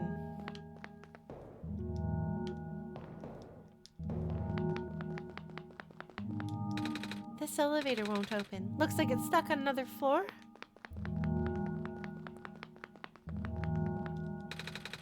This elevator has no button panel. Tapping the door doesn't open it either. That usually works. Wait, there's a lever hanging from the ceiling. Yes, I saw that. Can't reach it.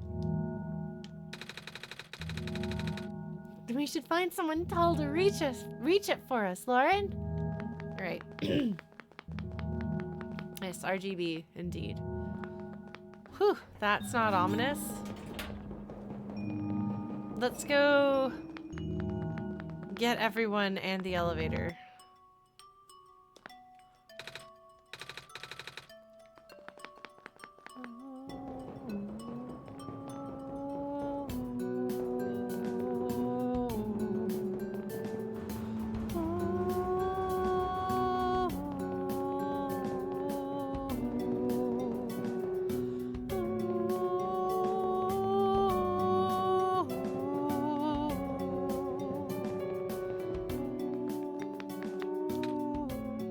So, okay.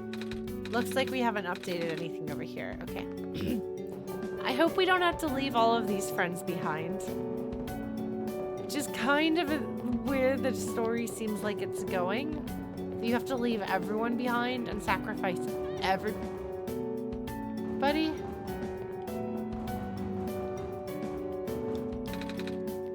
We found some elevators. What? Seriously? I've literally never seen another one in this area. It wasn't a locked room. Oh, do they work? We don't know yet. One of them has a lever that's out of my reach. Wait, you can help us. What? You should be able to reach the lever because you're taller than me. Oh, I guess I am. So, show me the way, I suppose. Mm-hmm. Oh, oh, oh, oh, oh, oh, oh, oh, oh, oh, oh.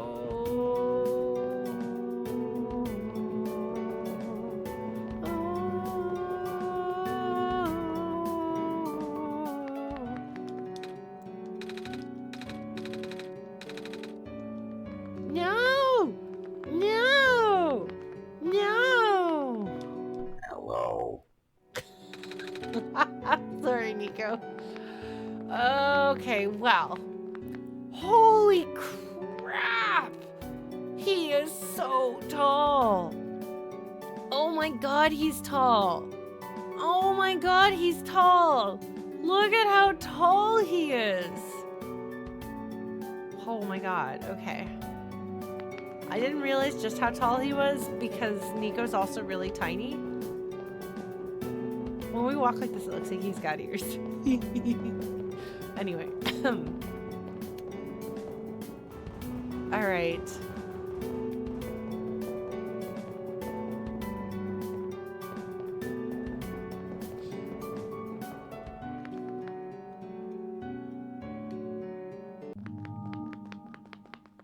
But we're gonna need to have another friend to stand in the buttons.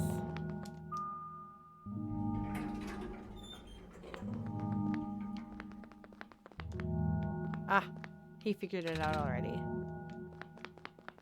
Hello. This room gives me the creeps, man. Oh, same. Yep. So, what did you need help with again? Can you reach that lever up there? Oh, right. Wait. I'm not that tall. Oh, it was worth a shot. Wait, I got this. Yep. Nice! Yeah, he can use his lamp lighting thing. Thank you, mister. No problem, kid. So, you coming?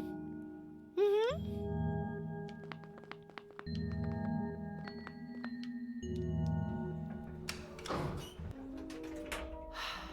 Oh.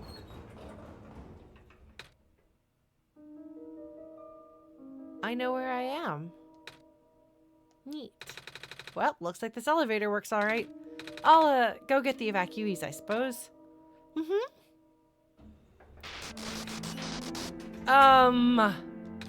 What is going on? No! It's the square stuff, isn't it? There aren't any in here, but I can hear them just outside the door. Yeah. Hold on. Maybe Lauren and I can... No, it's okay. Looks like the squares aren't inside the elevator. Yet. You're in a hurry, right? Go do what you need to do. But what about you? I'll figure something out. Okay. You okay in there? Mostly. Look, don't worry about me for now, okay? You got more important stuff to deal with.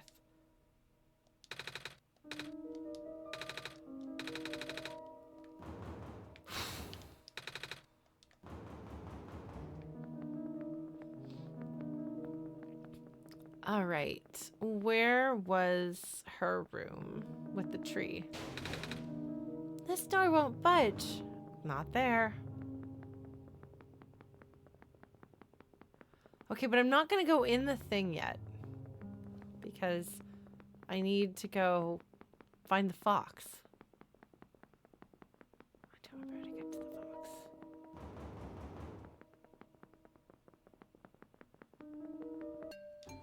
Okay, good. Please, you mustn't. The labs could collapse any moment now. That's the wrong voice for her. Let go of me.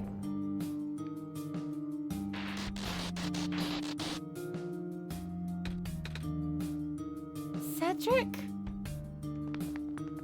Hey, Dr. Silverpoint.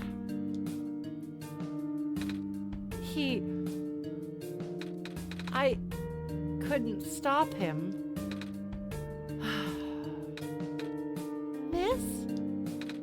Messiah. Oh, you came at an awful time. Come on, we have to get out of here. Where to? Where everyone else is right now.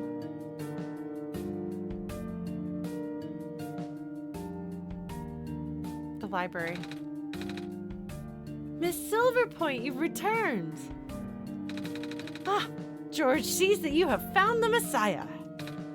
Yeah. Didn't I decide these two were girlfriends? We ran into each other after this boy forced himself into the lab complex. I couldn't stop him.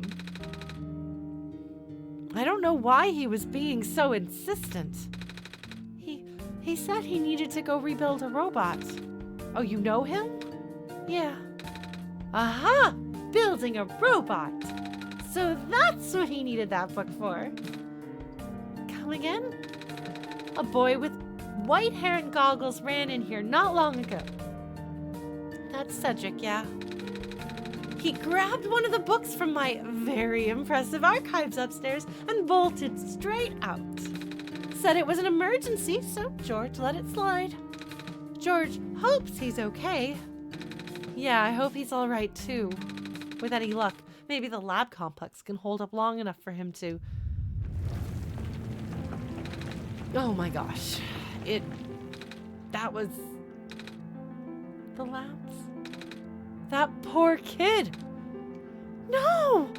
Not him too! I'm sorry about your friend. The last time we spoke, he told me to go look for someone on the surface. I need to get going. George won't let you go out there. The Messiah will not walk into danger on my watch. But George is right. The squares seem to be targeting a lot of the weaker constructs in the city. Only the library has enough structural integrity to withstand collapse. It's best if you stayed here until things stabilize, however long that takes. But what about my mission?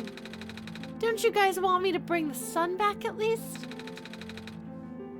Even if you do restore the sun, the squares will persist. Sadly. Not to mention, even getting there is going to be hard. If the world is like this, there's no telling what's going on in the tower. And if anything bad happens to the Messiah of all people, George doesn't want to think about it.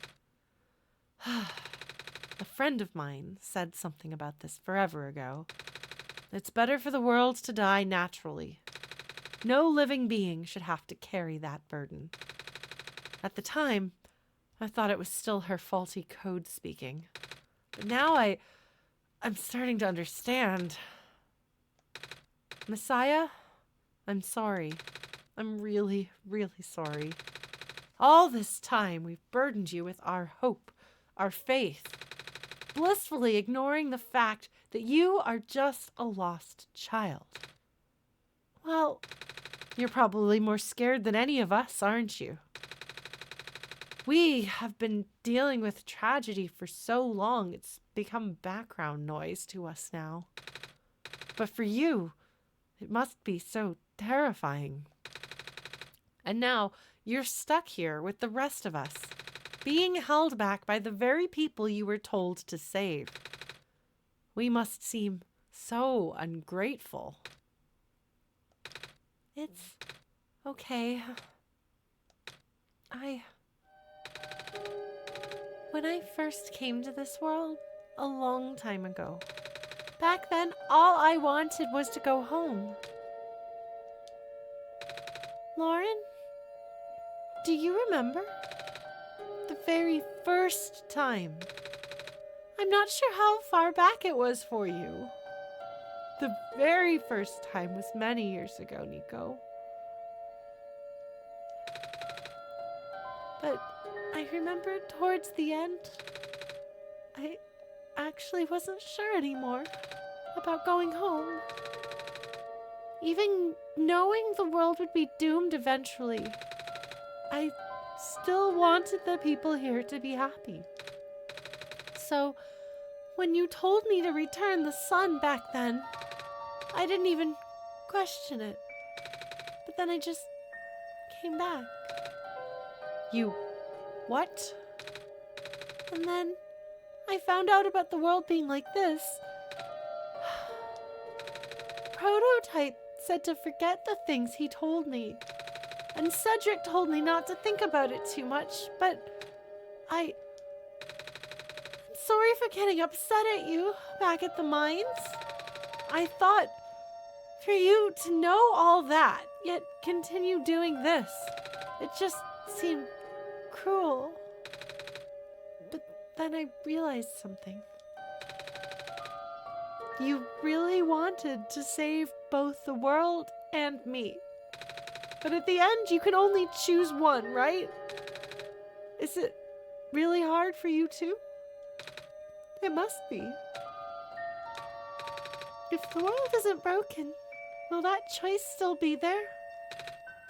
Do you still need to choose between one or the other? But even if it is, I really want to save this world, Lauren. Even if it's more dangerous this time around. Even if so many of the nice people we met were... Lauren, I'm not afraid anymore.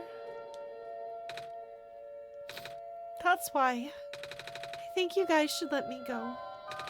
I promise I'll be okay. Please?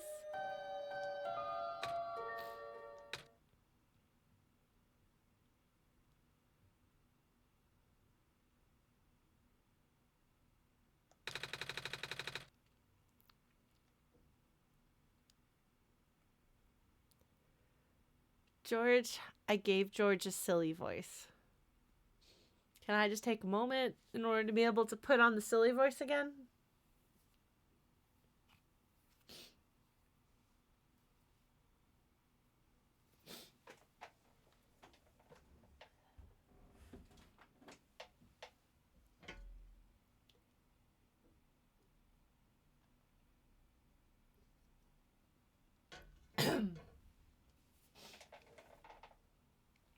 Okay. All right. Now I've got this.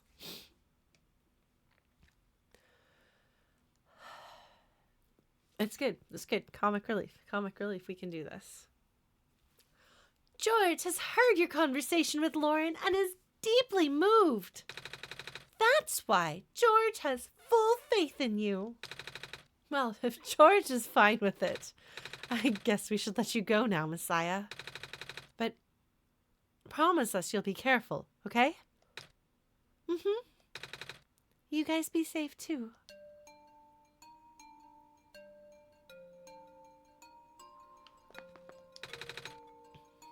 Please be careful out there. Mm-hmm. Oh, you're also really tall. Oh, what book did Cedric take? The Creation of Prophetbot, one of the author's greatest works in my opinion. It's filled to the brim with intricate illustrations and blueprints. Lots of attention to detail for sure. George rates it 10 out of 10. Oh. Alright, yeah, we're gonna remake Prophetbot. Which I do remember finding that book when we were going through her private library up there.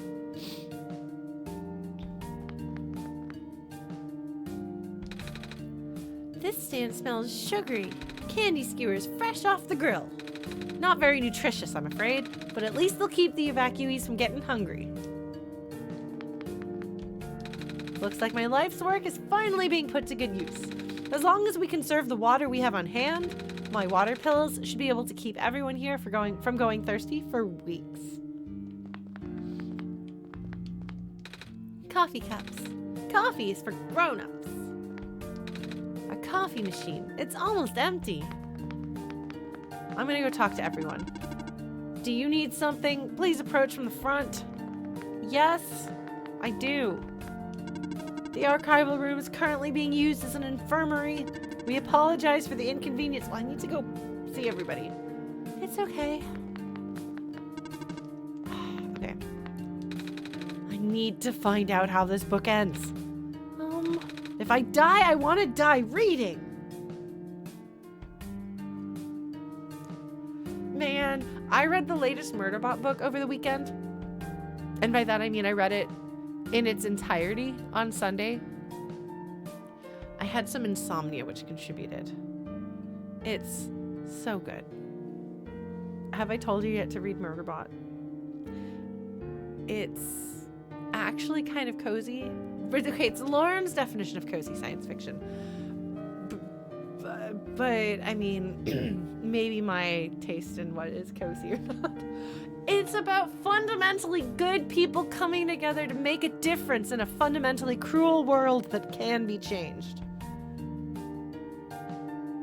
And sarcasm. Oh, man. Anyway, this guy, I appreciate his commitment. The city gate was destroyed a while back. I can't go into the Glen anymore. I'm not sure where I'll be able to get my supply of fish at this rate. It's interesting. The toaster-headed person is making a fish thing. Alright. I still have plenty of these soup dumplings left. Looks like it should feed everyone here for at least another day.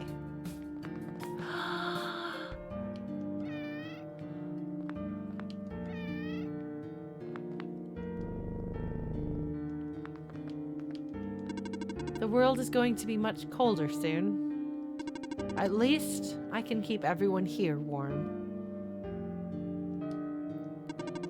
Yes, Heater Robot is also a great character. I hope you know we're going to talk to literally everyone in the library.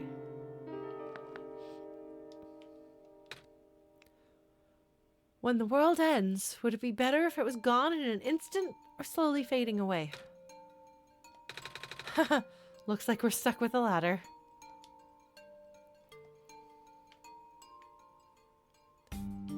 Hello, game creator. What are you doing to that book? Editing it. Ah,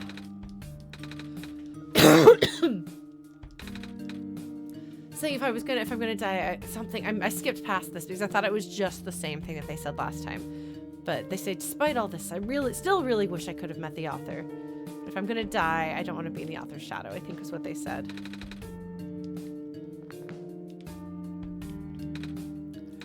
The lab complex got totaled, didn't it? Yeah. All those hours I put into my work, and now? She fell asleep. Snoozy scientist. You know, I finally saw the author today. Well, his flying machine at least. I was looking out one of the windows in the library and spotted it in the distance with my binoculars. Isn't that cool, Messiah? Yeah. At least that's finally off my bucket list. Oh, hello. Robots are the only ones that we can send out there now. Thankfully, we still have a couple of units that aren't too badly damaged. This little guy ran into some squares earlier and managed to escape mostly intact. These newer models are pretty tough. It's comforting to see the faith you have in Lauren, Messiah. That's why I won't lose hope either. Monitoring. Looks like our scouting unit number A27 is still doing okay.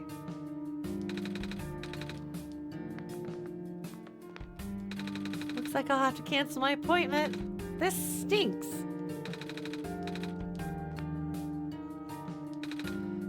Z. With the world being the way it is now, I'm just glad the author was able to write down all the stuff before everything went off the rails. His books are the only thing keeping me going in these trying times. Man, books, same.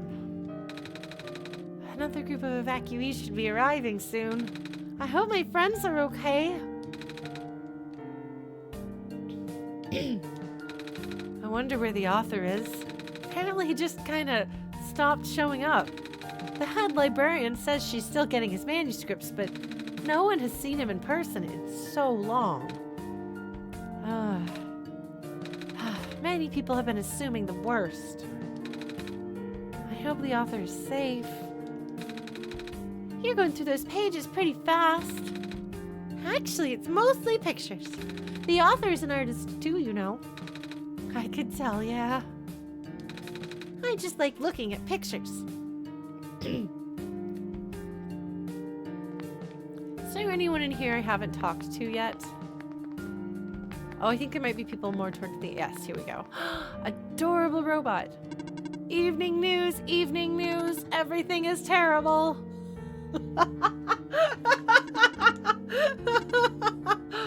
That's pretty great. All right, this one's got a soda can for a head. Reading helps me get my mind off things. Hello, person. Hi. Reshelving in progress. Please watch out for potential falling books. I will. Did I just lose my connection? No, my chat just blinked out, but I'm back. Okay, good. All right, and then I think there's somebody over here. Hello, stressed scientist. The world is ending. What are we going to do? Aha! Yeah. What? You need something? No. Suit yourself. But just so that you know, due to recent events, the restriction on noise levels in the library has been temporarily lifted. So I won't be kicking people out like before. What? You think I'm gonna be throwing out the evacuees just because I'm a delinquent stuck doing community service? No? Good, because I'm not. All right, child.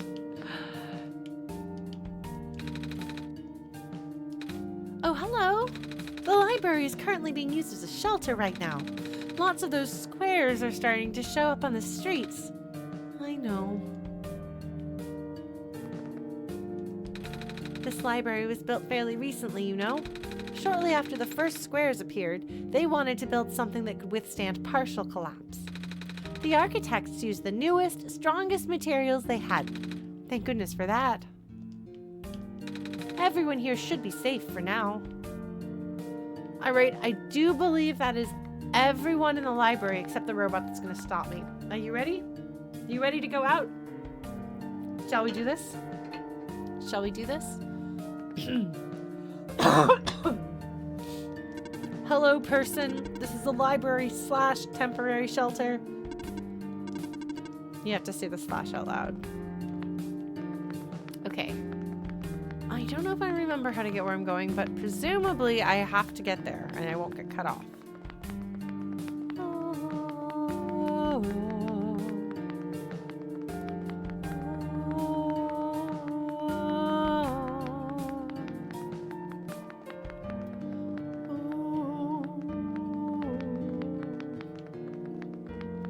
Back alleys.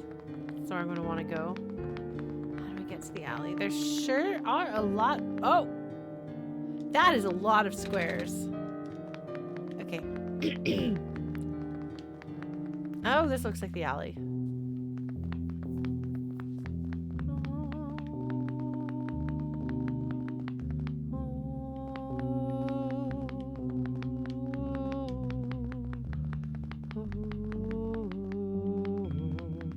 Wow. Just cannot go a lot of these places. Oh. I'm sorry, robot. This is it, right? This is where she said to go. Yes! I found her. You're here. Niko! Are you Rue? Yes. Did you already meet the others? Yeah, but everything is in place then. Come on, let's go back to the clock room.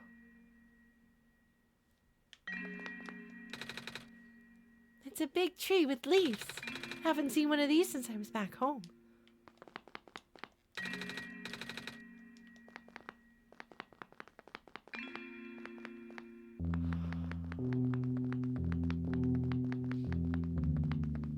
Cedric is green, isn't he?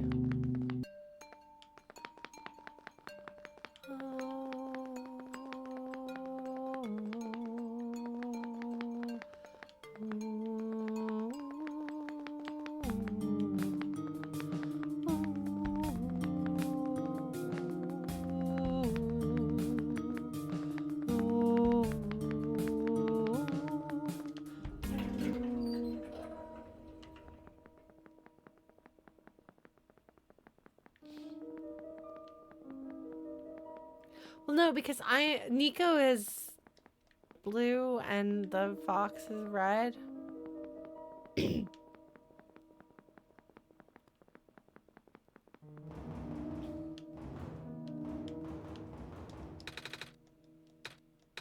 You okay in there? Hello?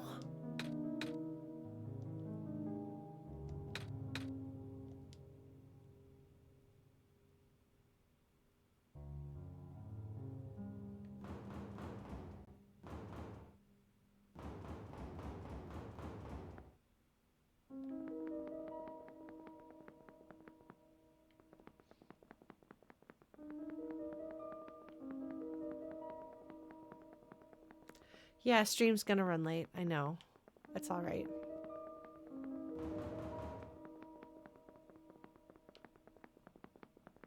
But this is the way to the tower. That's not the room with the clock. That's the tower, not the room with the clock. She said to take her to the room with the clock.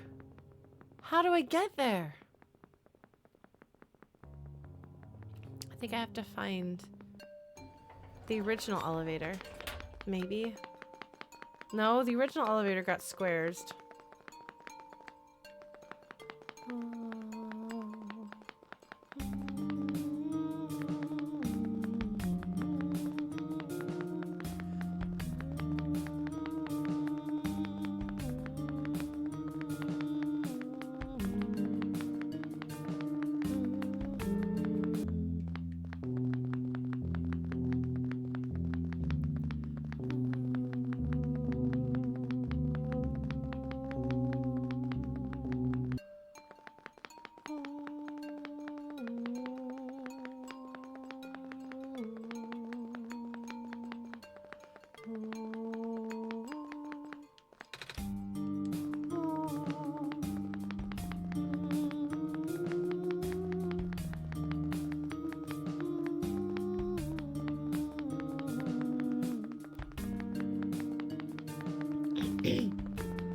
Unfortunately, I don't have a very easy time. It's not very easy for me to find my way around or figure out where I'm supposed to be going. Okay, so here's the library. But that's not what we're supposed to be doing, is it?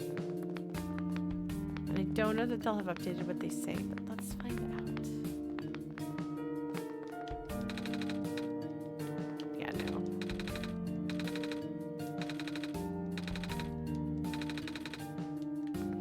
All right.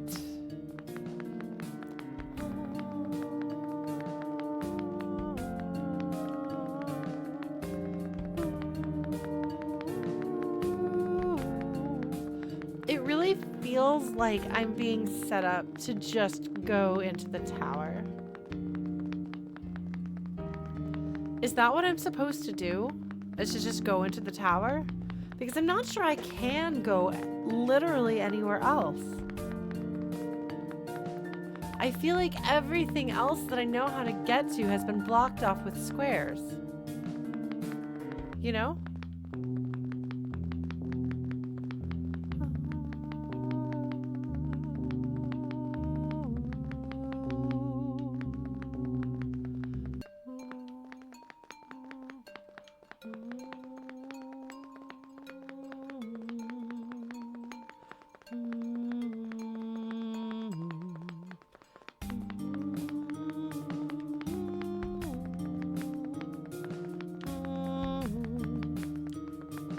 That is a direct. I guess I can put on the chat hat, but oops, to make it clear.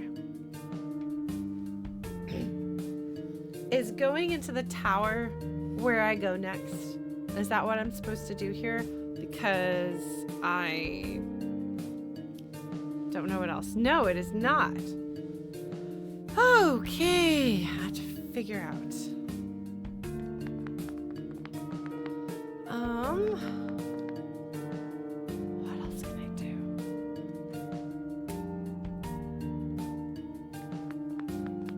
They said to go to the room, and then how do I get up there? To the room with the clock. The elevator got stuck.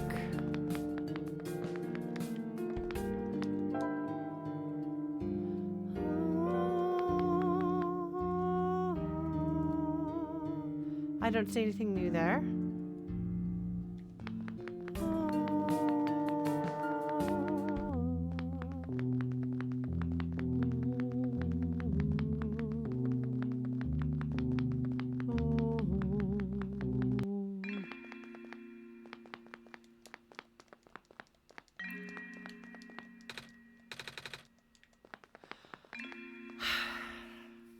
Have I forgotten something? I mean, I've forgotten many things. That is a known fact. But have I forgotten something that I'm supposed to remember in order to be able to use this game? Or to do this game?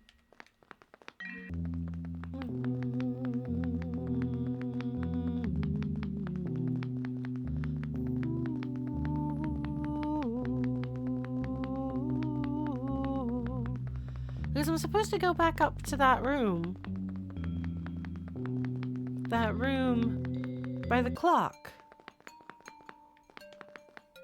Is there a way through that? Oh.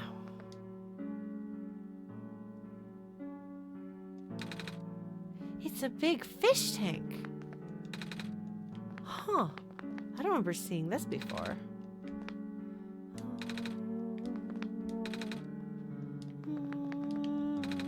It's a sink. What is this? What is this place?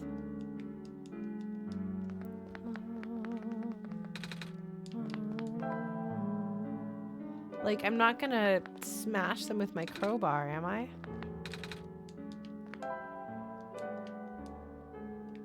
I missed this room the first time around. Okay. There are a lot of things I missed, huh? Well, that's unfortunate. Was there somebody in there that I missed talking to my first time around?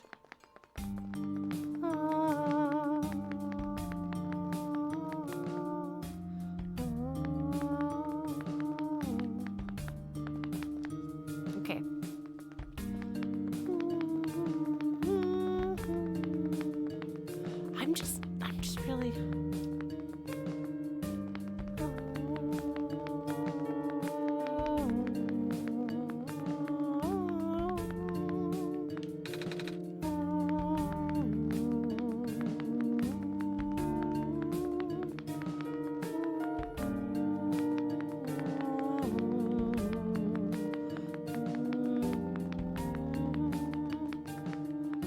just not sure where else I can go. It looks like I have to go up through the alleyway here. But I can't go this way.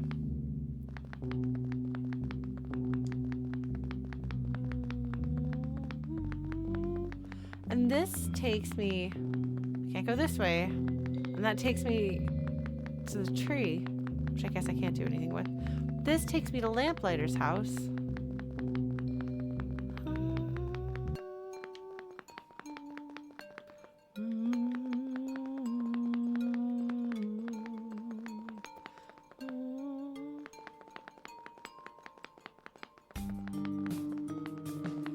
Oh, I bet I missed something actually. That endless walking in circles up. I did something wrong. Maybe I made it so I can't beat the game.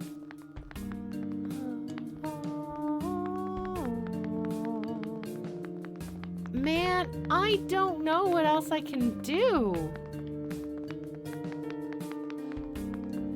Unless there's like another elevator in here, which I guess there might be. I guess there might be another elevator, just like there was that one. There might be another one up here. Yeah. Got it. Let's see if this elevator works. Because there were two. And this does take me right there.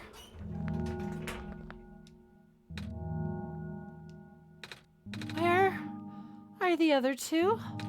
Prototype? Cedric? They're supposed to be here already. Prototype's body was destroyed back in the Barrens. Cedric was going to bring him back with the memory disk, but he was in the lab complex when it collapsed. I don't think he made it. Oh. No. There goes our only chance. I'm sorry. It's not your fault, Niko. If anything, I should be apologizing to you. There's one last thing I want to do. Come on, let's go upstairs. So we were supposed to do something with those different things to step in.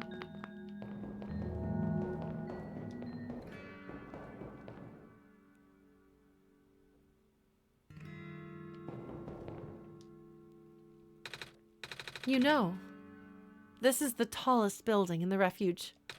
It's my favorite place in the world, in this world. I liked to look at the far-off buildings and imagine what kind of lives that might be behind each of the windows. This is a thing I really enjoy doing. It's a thing that an ex used to make fun of me for. It's creepy, Lauren, the way you stare into people's windows if they're open. I just find people fascinating, and I want to know their stories, and I want to imagine their stories. When my sister and I were children and we were in an airport, we would sometimes try to make up stories of what the people around us were doing, you know? I'm sure I'm not the only one, you know? I'm sure that's a common thing to do. I mean, as a storyteller, that's what you do. You make up stories about fictional people. But I want to understand real people's stories too, you know? Well, that's why I like doll houses, because it's a house you can imagine. I love looking at apartments. I love looking at houses. I love imagining what kind of life would be lived here. I like to imagine different lives for myself, different versions of myself, but also like other people. Like you go into someone's house and you try to understand more about them by piecing together what you see, the books on the shelves, things hanging on the wall, all the little details that we like to check out in video games. It's fun to check them out in real life and have the same sort of speculation and wondering. Niko is very sad. Can you lift me onto the banister? I want to get a better look.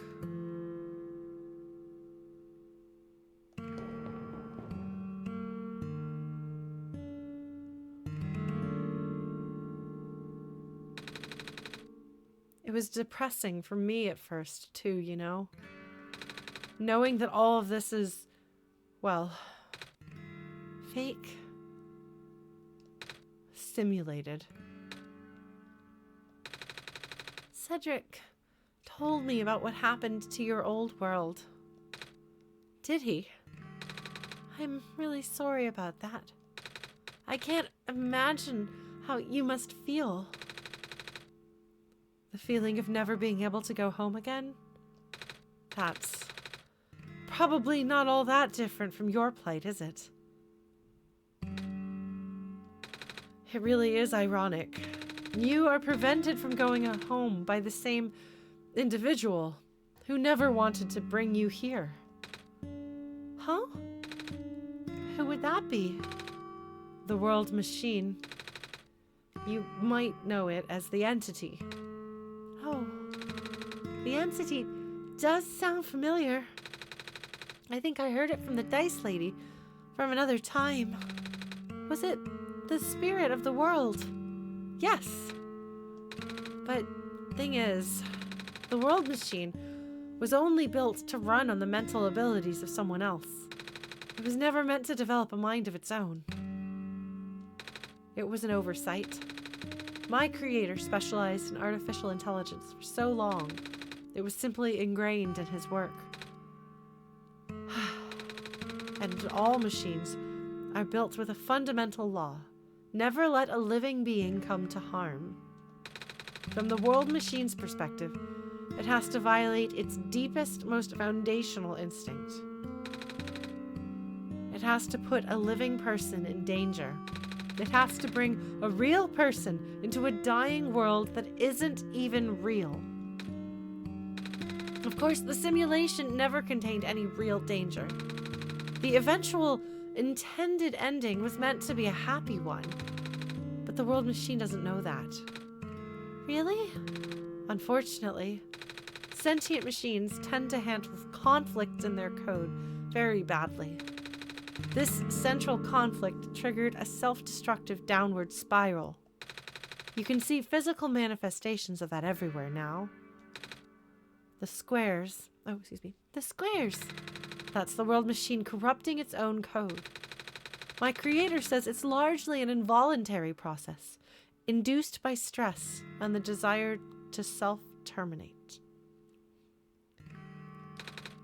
Your creator knows? Sounds like this has been going on since the beginning then. Yeah. The disruption was an issue during test runs even. At first my creator thought the instability was due to the sheer scope of the project. He spent most of his remaining time testing it over and over again, scaling down the story, reiterating the narrative.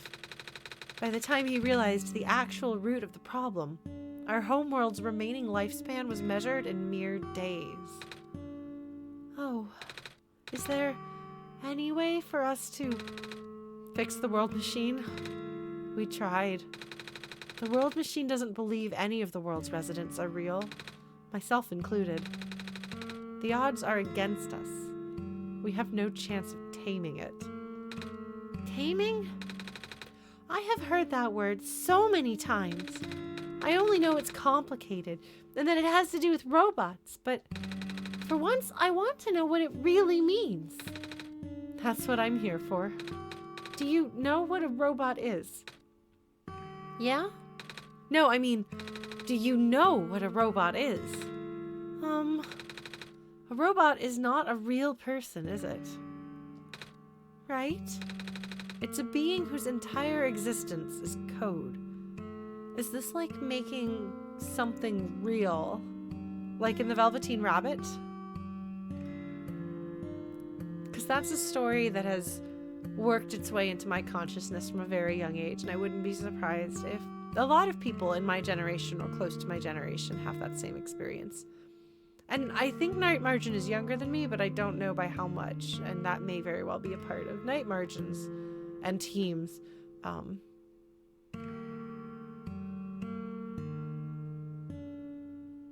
formational texts. Inflexible programming with thoughts dictated by someone else's design. They can be copied, they can be mass-produced, they can be assigned all sorts of jobs. And most importantly, they will never confuse themselves with the living. They will always be bound by their code, the knowledge that they are a robot. But this was more of a limitation than anything else. Oh, that makes sense. You can't really build a robot to not follow its own code, can you? People have tried, but it's a recipe for disaster. In a way, that's what's happened to the world machine. The code conflicts thing? Yeah. But while you can't build a robot to not follow its code, you can establish a special bond with it. If the strength of that bond is strong enough, the robot's mental capacity will start to develop outside of its programming. I like that. I am very interested in stories about artificial intelligences, about sentient robots, and the appearance of sapience in an artificial being. I've written stories about that, and then my master's thesis in grad school was a novel that had that as part of its component, part of its core story, and I did a lot of research into robot stories in general, so interesting stuff. In a way, it's starting to believe itself as a real, valid individual. It's a complete suspension of disbelief on your end, though. You have to fully embrace the robot as a genuine, living person, even knowing they are not. You need to spend a lot of time with it. Treat it like a good friend, devoting your heart to the robot until it is able to return your feelings. I make it sound so easy, don't I? But you and Lauren know better than anyone that it's not. Right now, the world machine is probably really, really scared. This content update involved some pretty deep code work. My creator was able to access some of the source code, you know. He did what he could and established new connections between maps. Those links enabled you to meet the other two. But as it turns out, the new code confused the world machine to such an extent that it's breaking down altogether. Even though the world machine always had self-destructive tendencies, it usually restrains itself when you are in the world. It doesn't want to take you along with it. All my creator wanted was to write a happy ending. Right now, the only hope of saving you is to take you through that ending. But now the other two are gone. I don't even know how we're going to get you there. We should go. Even this place is no longer safe.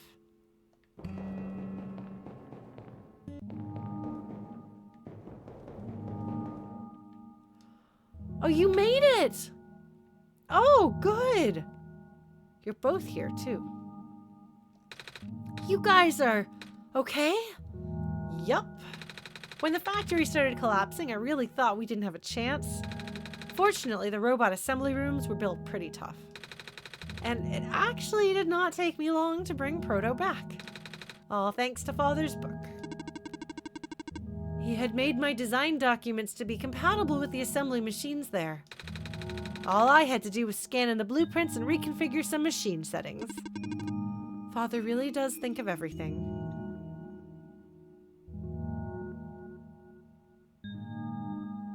Protobot calls him father. That he does. I'm just glad everyone is okay. Same. So the three of them then. That's what he means by my children, plural.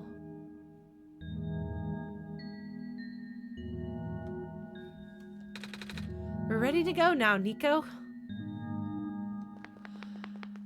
Are you ready? I have a little party here. Are you ready, folks?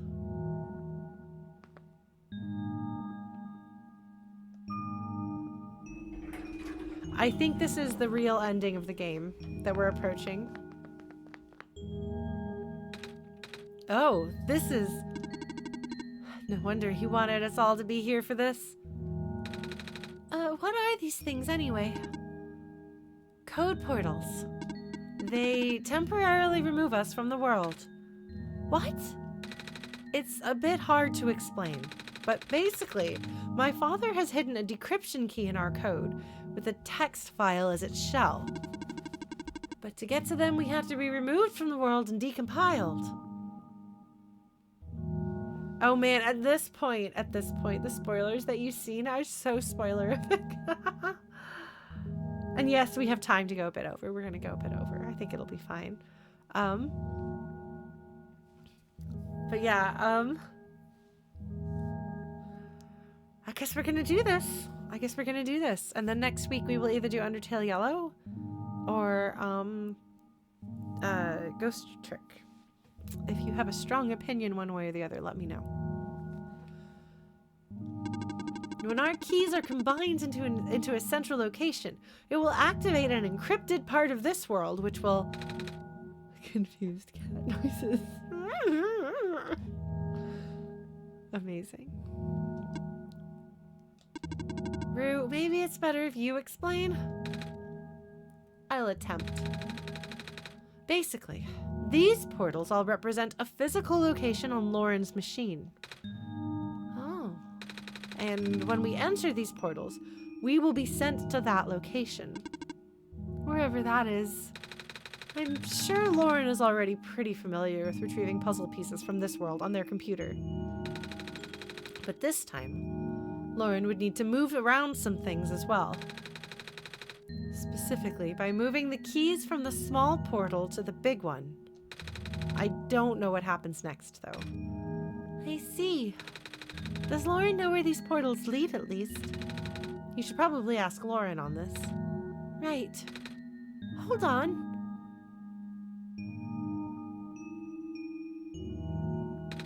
The journal is glowing again, Lauren.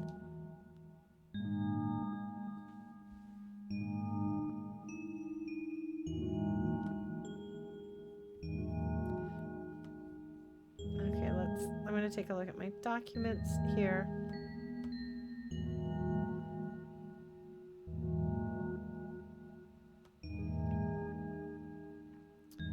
Okay, that's not going to be in my documents folder. That's going to be near OneShot, right? Either that or we may not have that document anymore in this computer, which would be unfortunate. And I don't know what to do in that case. Because I do not see a document that is called that. That's called anything. I don't see any documents in my document folder. I just see those images. So it might be in games. My games. OneShot. Oh! Portal 1, Portal 2, and Portal 3. No. It's right there. Look at that.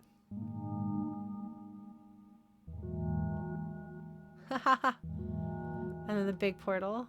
That's neat. Okay. Alright. Well.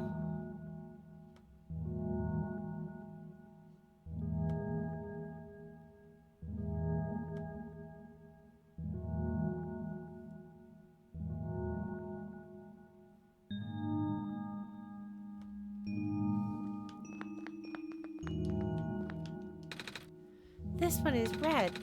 This one would be meant for me then.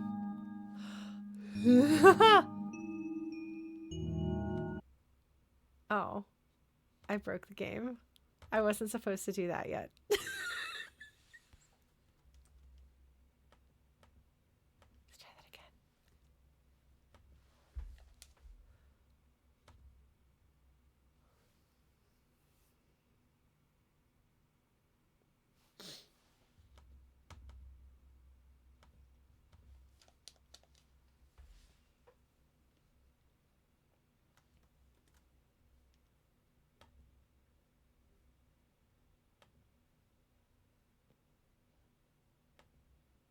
They have to have planned for this.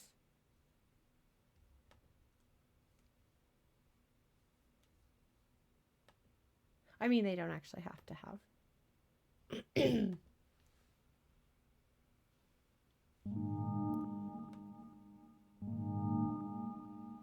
I forced quit, so we're here. Ah, we have to go get the boys back. Oh, we're gonna have to go do all of that again. That's all right. We can speed run through this. The music's really nice. Yeah, you would think that they would know that I was gonna do something like that. Okay, well, we're gonna just get through this, even though I do really like this. Yes, sorry, author, I crashed your game. This, by the way, is why the Frog Fractions creator asked me to playtest his next game. Because, not his next game, but like when he did the Frog Fractions, like new Frog Fractions minigame thingy, it was because he had seen me find new and creative ways to break Frog Fractions. Or Frog Fractions 2. Look, I have a gift. I don't know what that gift is. But technology does tend to break down in really new and surprising ways around me for some reason.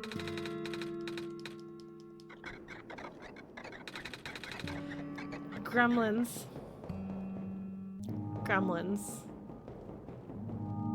Alright, so here's the boys back.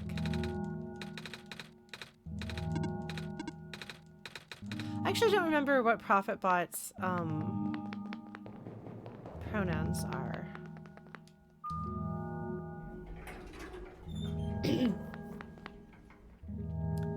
I lose my voice a lot faster.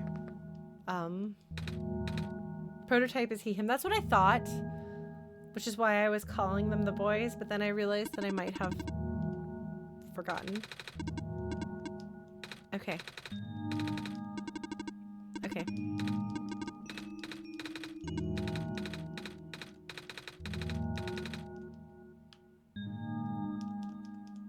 They're like, by the way, this is going to involve meta-related stuff. Okay. This one is green. This one is configured to my code, I think.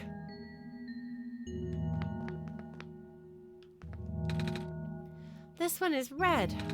This one would be meant for me then. This one is blue. That's mine then. Okay, now.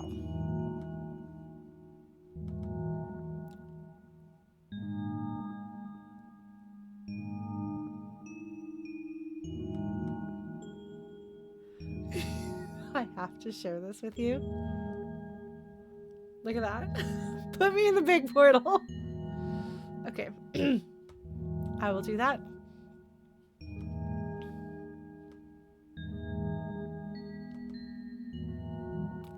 Oh, he's so cute.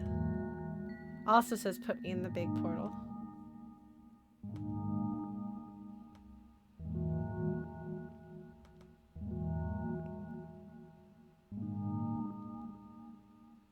Also says put me in the big portal.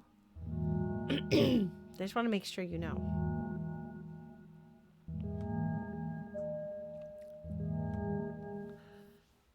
Okay, that's really cool. That's super cool. Like, super duper cool. Like, I don't know how the heck they managed that. But that's super cool. Okay, big portal now contains all the little portals. Yep. It totally does. Okay.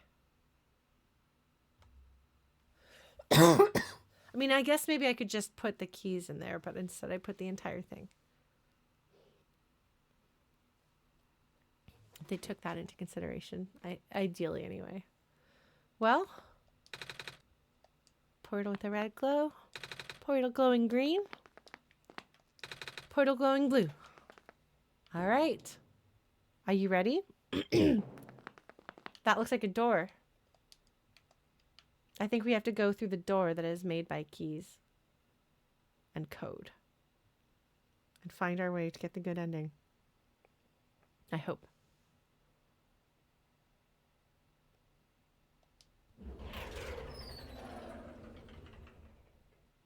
Oh! This appears to be his study. The author, I mean.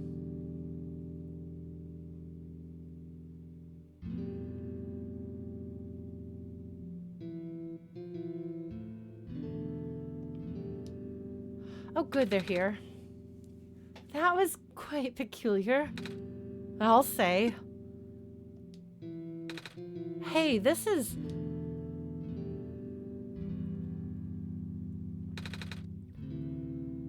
The World Machine.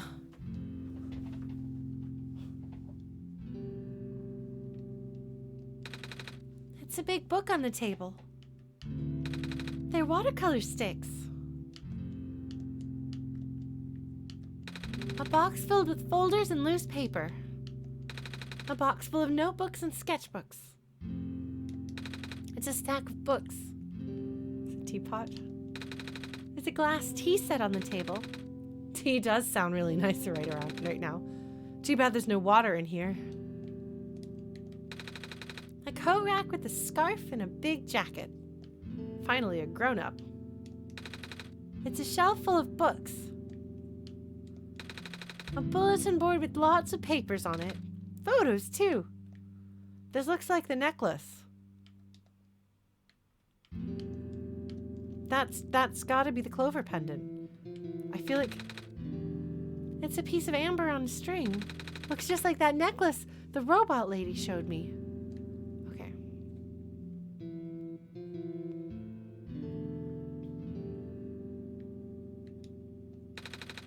Black clovers in a glass case.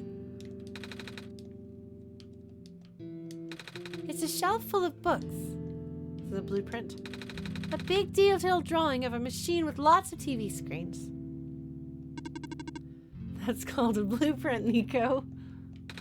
So that's what a blueprint is. Oh my gosh, it's the family. It's a big photo.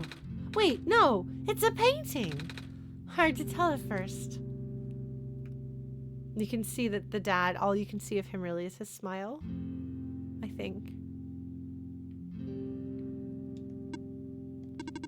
This place contains a lot of memories. I am grateful to see it again. Oh, that's why he was so upset about something happening to Proto. That's not just a robot thing his dad built. That's his sibling. Wow, okay. This is my father's study. It feels like he's still here, doesn't it? Like he's still with us. Yeah. The room ahead doesn't really lead anywhere, but Lauren should still remember what to do here. Me? Remember? Something? Oh god, game. You might have overestimated me. Alright. Oh.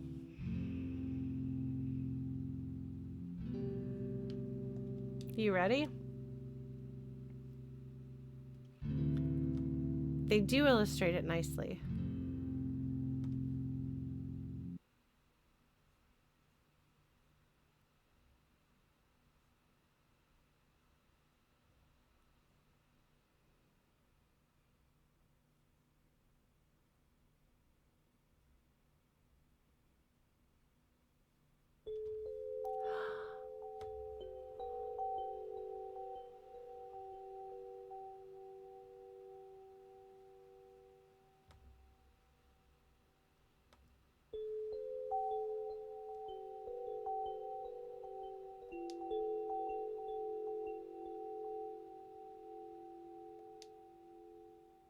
Niko?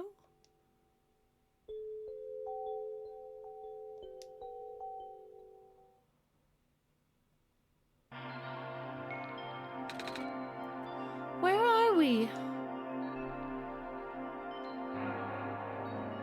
These are different rooms in the game. That's... Oh! Oh! I think this is the ruins, when you get the generator. I don't remember. I think that one... Or not the ruins. No, because that's the Baron's. I thought that was the Baron's generator. No! Wait, no, is that the office supply room? And that's the plant spirit. And above her...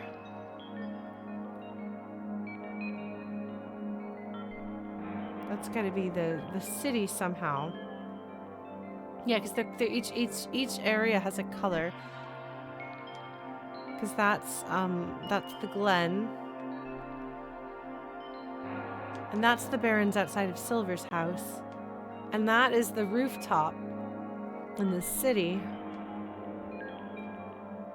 I don't remember. Is that the prophet bot that I talked to there? Here's more of the Glen.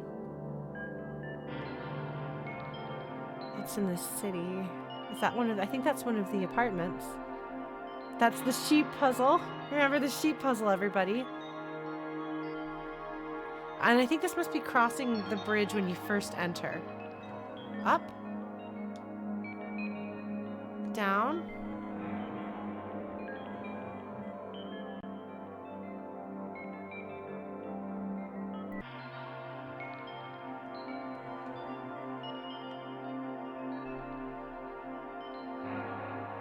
I'll figure it out eventually, or I won't.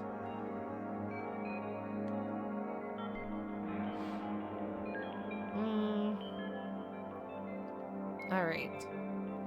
Last time there was something... There was a trick to it that I didn't figure out. Oh, wait. Did I get it right? Oh. I must have gotten it right by accident.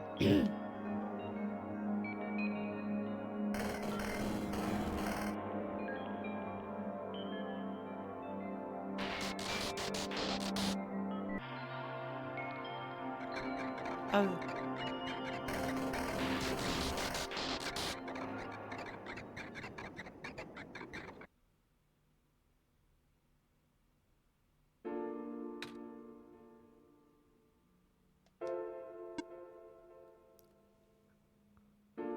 That's Niko's reflection speaking to them. Niko? Ah! Relax. I'm just borrowing your reflection to talk to you. It's not like my physical form is good for that. Ah. Why did you come here? Can't you see? The disruption, the squares, they're closing in.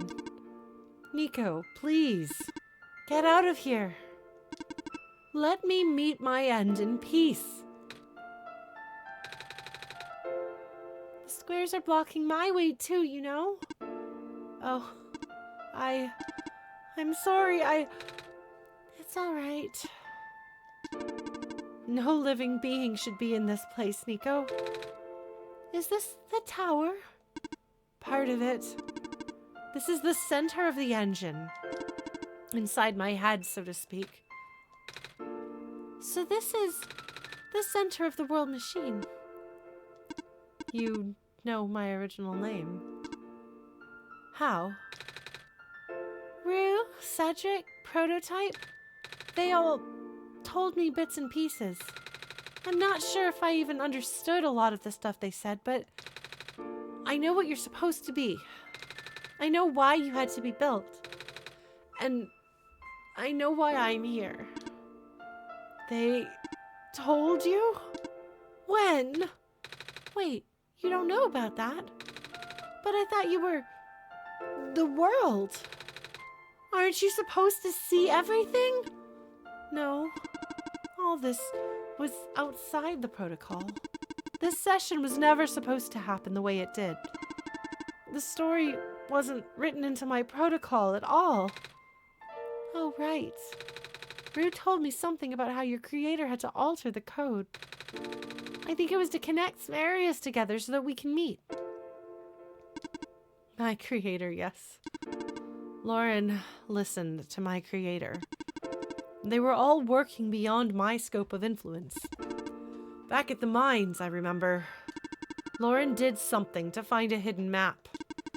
I did not even recognize it. I couldn't see anything there. I just knew what you were feeling. You were really upset. Something happened in there to make you upset. After that, I panicked.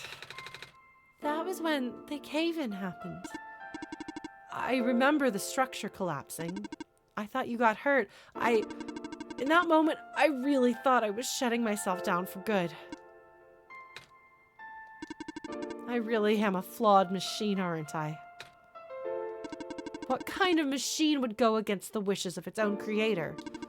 What kind of machine would... The squares.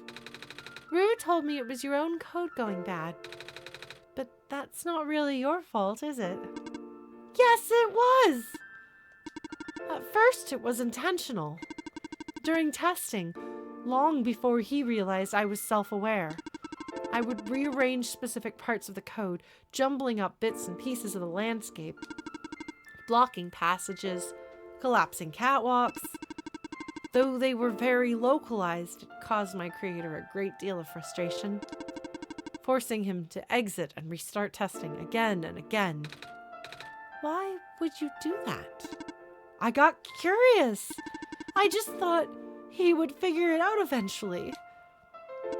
But before he knew how to fix it, the world's NPCs, the characters, some of them got too close and it spiraled out of control after that. I couldn't contain it at all. My panic only made it worse. Eventually, any character who gained the knowledge of who I am, their code, my code, couldn't handle it. Previous iterations of the world had more people, you know? And I almost endangered my creator, too. I was so scared, Niko.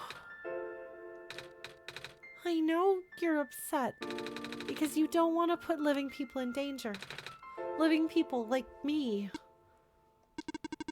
In the beginning, I tried to fight it, but my core programming made me summon you here.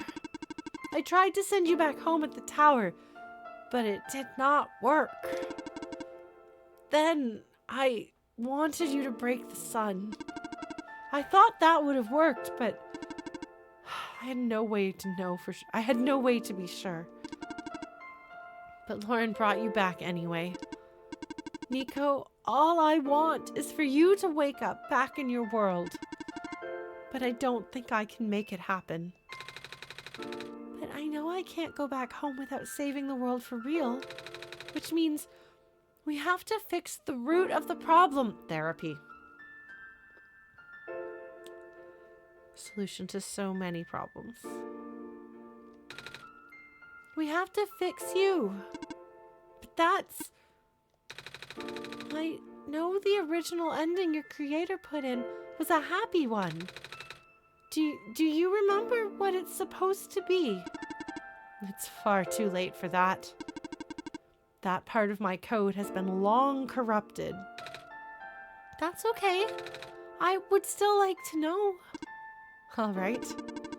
You were supposed to place the sun at the summit, and then credits would scroll. Credits? And then you would return to the room you woke up in. That's where you would have been able to leave. And why is it that you can't do it now? Niko, the code's gone, remember? Shattering the sun was only supposed to be a workaround. I don't even remember the original code enough to describe it. But at the same time, oh, I don't know. It sounds like you're always fighting yourself. You can tell, huh? It's the whole thing about conflicts in your code, isn't it? I am a machine, Niko. Machines are built with a fundamental law, which is never let a living being come to harm. You knew. My very existence conflicts with that law. I thought The life of a living being like you is so unique, so precious. This fake world isn't worth that risk. But the people here, I think they are. They're code too, you know this. Their behaviors all derive from a predetermined matrix of actions, all extensions of my own programming. They cannot act outside of it. You, though, you're the only person who's actually real here. That's why it's pointless to put you in danger to save them, to save me. I don't think that's true. About the people I know. You said this session wasn't in your code, right? Yeah. So if this session wasn't supposed to happen, if even you didn't know what to do, how would the characters, how did the people know how to respond? You said it yourself. When you didn't know what was happening, you kind of just stopped working for a while. So how did the people know what to do to help me get here? Even if it meant getting hurt themselves. Even if it meant messing up their own code. You might not think they are real, but there must be something real in them. And if they're all supposed to be extensions of your code, then there must be more to your own programming than you know, too. Can you try to put me through the ending? The one you described. How many times do I have to say this? That code is gone. It's all squares now. I'll just put you in danger. I'll risk it. I remember, Rue said the world was never designed to put me in danger. Your creator wouldn't want that. And I trust you, too. Even if your code is broken, you can still go outside that code, right? I can't. I'm not tamed. Yes, you are. You talk just like the tamed robots I know. The robot lady. Poor Silver. I'm sorry. Prototype. Taming is when a real person cares about you, right? It's when a real person thinks you're real too, right? Well, guess what? I do. And I know Lauren does too. Even though you told them they only had one chance, they found a way back, didn't they? Why do you think Lauren would keep coming back? Why do you think Lauren would restart even after the ending? I think Lauren wants to save the both of us. So please, give me a chance. I don't know. I've never done this before. I'm scared. You can do it. I know you can. You've helped me come this far. I'll try. I can't promise anything, but here. Take the sun.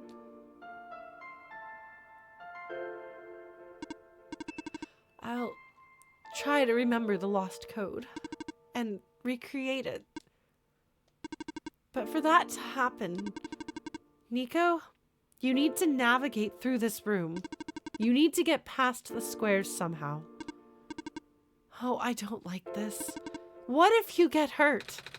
It's fine. It's fine. I'll try to be careful, okay? I can do this.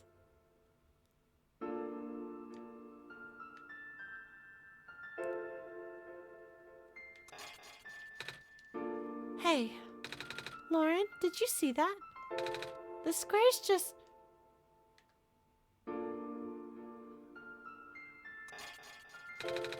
It just happened again.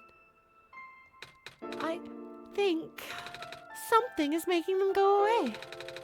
Come on, let's try the rest.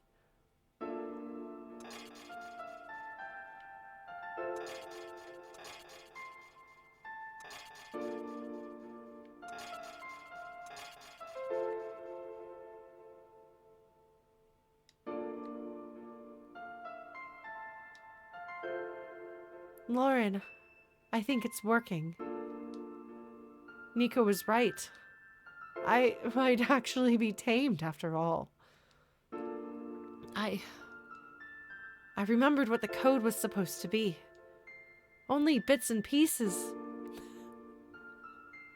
But I can remember. And I'm trying to fill in the blanks too. And I'm restoring the original ending as we speak. Yes, this is the World Machine's voice. Niko will be able to reach the tower's summit at the end of the credits. After replacing the sun, Niko will go back to where it all began. And then, Niko will be able to go home from there. But this is permanent. After Niko wakes up back home, this world would only exist as a memory. For Niko, a dream, like thousands of other dreams. For you, a story, like thousands of other stories. But as long as Niko remembers this place, as long as you remember this place, it'll be all right. I was able to restore some other elements too. The characters. The people that were lost on Niko's journey. They're all in the next room. I would have put them back where they belong, but not yet. I think Niko should see them again first. Please say goodbye to Niko for me.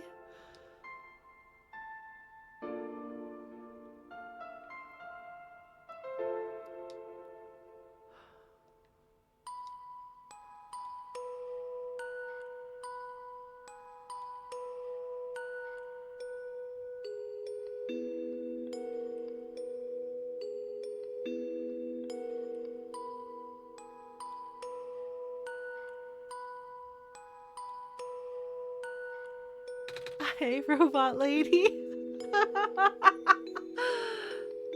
Messiah? Robot lady!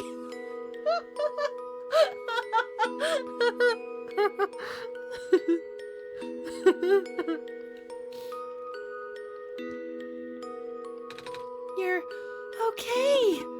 I think so. The last thing I remember was the squares closing in on me. But then I ended up here, unscathed. Is that so? This is such a strange room. We can't be in the tower, can we? I'm actually not sure myself. Where did you come from, anyway? The room where the world machine was. Pardon? I think the world machine is trying to remember now. The code that went bad. I think it's restoring it all. That must have been why the swears were going away, Lauren. It's why you're here, miss. I think the world machine was able to recover your code, too. World machine, huh? Oh, and I'm not sure if I should tell you this, but what's that in the distance? It looks like a few more people are showing up. Oh! Are they people you know? It's a bit too far to tell. Come on, Lauren, let's go take a closer look. So, you... Silver. I don't believe I've ever actually properly introduced myself. Sorry for that. It's fine. I'm Niko, by the way. It's nice to meet you. Nice to meet you, too. Off you go now.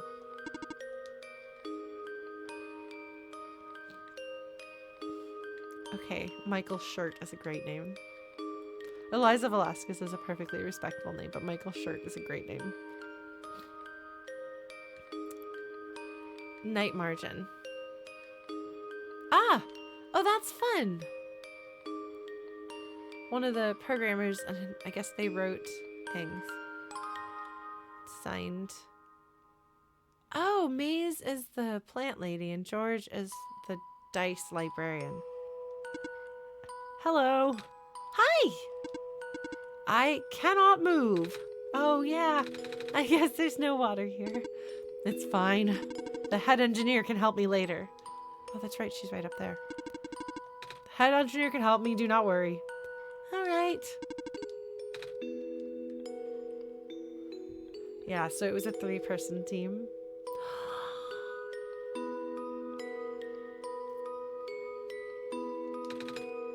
Hello, Messiah. Plant lady, but I thought you... It wasn't even Squares that did it. No, I just wanted to see you both again. I just wanted to say thank you. Off you go now.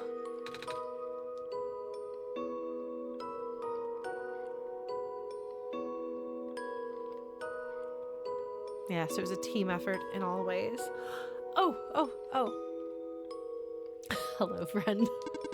Off you go, Messiah.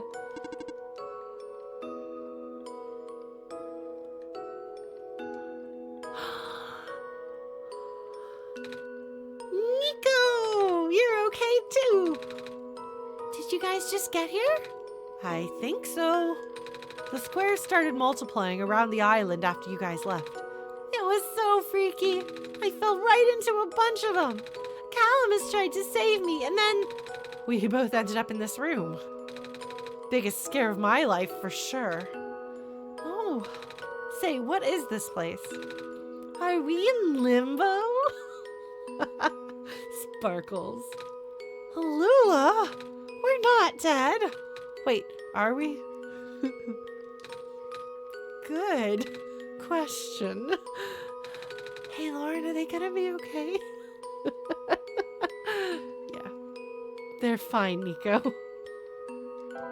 Everyone is fine.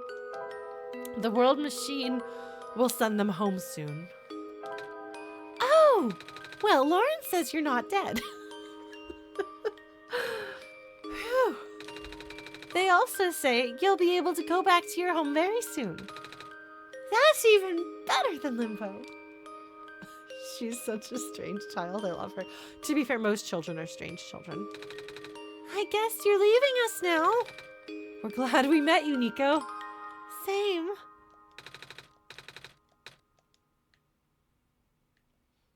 Special thanks.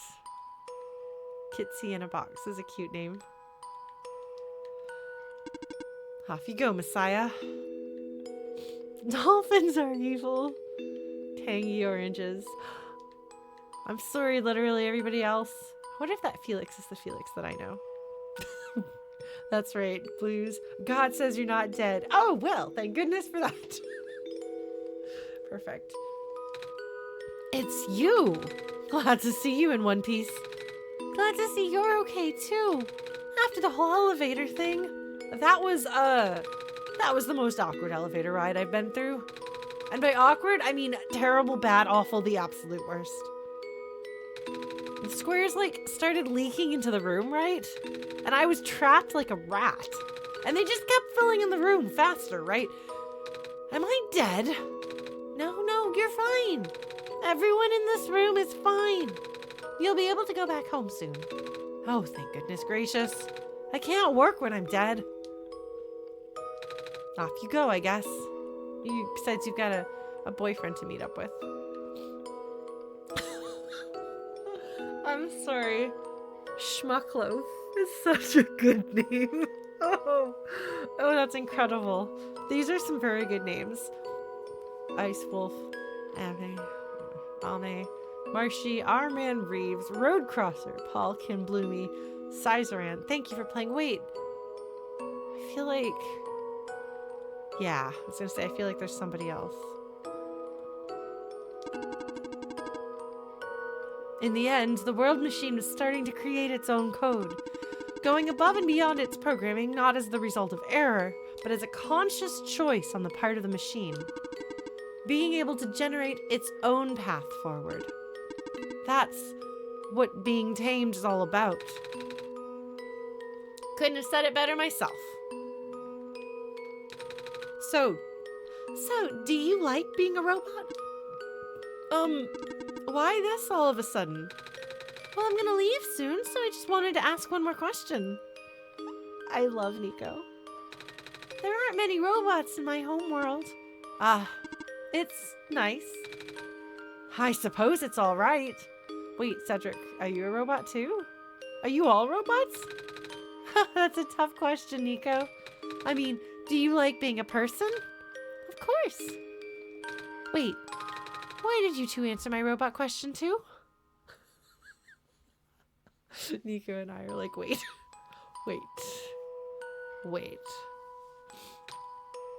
Cedric's like,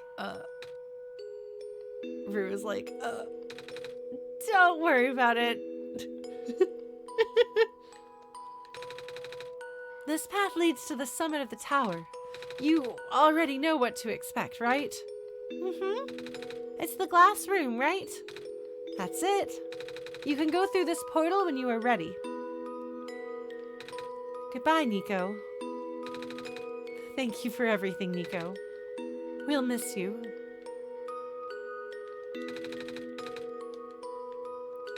Looks like you managed to do it. You managed to tame the world machine, Niko.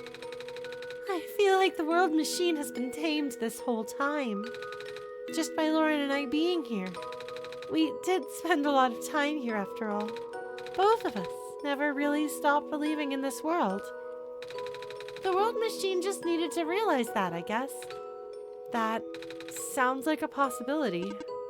Or not. Well, just throwing that idea out there. Lauren, Niko, we are forever in your debt. I'm glad we could help.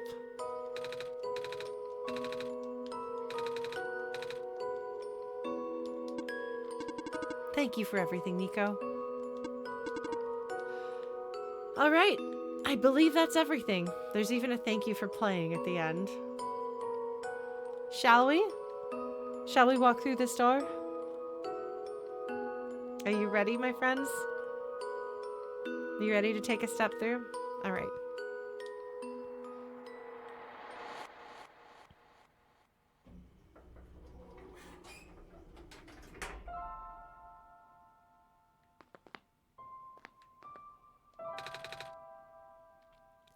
This is where the sun belongs. Here goes nothing, Lauren.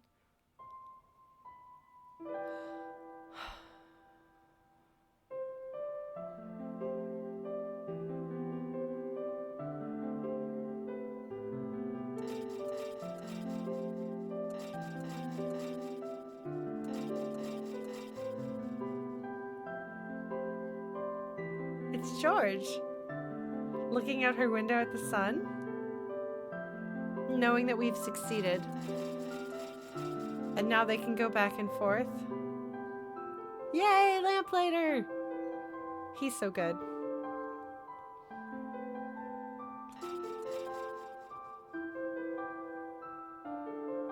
It's the children. Alula doesn't remember the sun, does she? Good, everyone there's gonna be alright. Ah. Oh, Silver. She's so dramatic and angsty. Hello, Prophet Bot.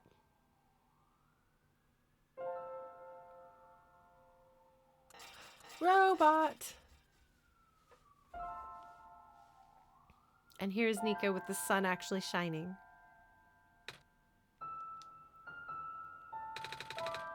This is the room I first woke up in. Lauren? Are you still here? Lauren? Yes? Lauren! I think it worked. It did. The sun is back. And I actually got to see it this time. We actually did it. So, what do we do now? I guess I should figure out how to get home from here. Wait. This isn't a door, is it? This looks like one of those portals we saw all the way back in the city. In the room behind the big clock. And I see a wheat field on the other side. I see my village. I hear my mama. She's looking for me. Ah, Lauren, isn't the first time we've said goodbye, is it? But this will be the last time, won't it? I don't think we'll ever see each other again after this. And what will become of the world? After all we've been through? After everything we've done? I still don't know. This place, these people, won't stop existing. They'll be in your memory. They'll be in my memory, too. I promise I'll never forget this world. I promise I'll never forget you, Lauren. So take care of yourself, okay? You too.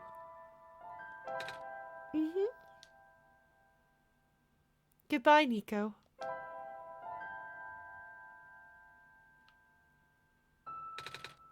Goodbye, Lauren.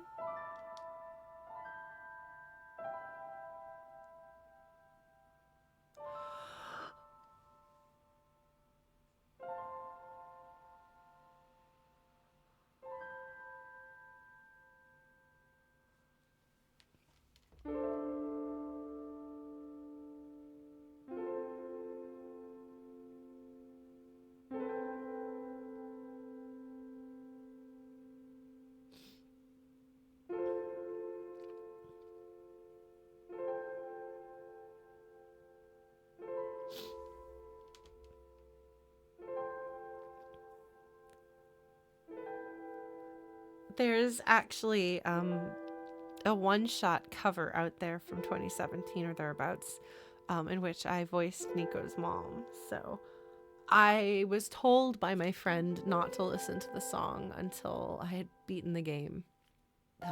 But if you listen to one-shot covers and enjoy them, and you know where that is, like, I guess I could always ask or look it up. But it's a fun little thing. For a while there, I was being typecast to play moms. Toriel, Niko's mom. I think I might be cast as different roles now, but yeah. What a sweet ending. I think I would have done better with OneShot if I'd come to it without any expectations. I think if I'd played it in 2017, I would have been the right person for it, if that makes sense. But in a way, there's something appropriate about revisiting it and having this strange, mostly forgotten previous playthrough that didn't turn out. That feels canonical, if that makes sense. Some previous, less broken iteration of Lauren tried to play through it, but had to leave Niko behind to go do something in the real world. And then, you know, a good 6 years passed, and the world broke me pretty bad. And I came back to it.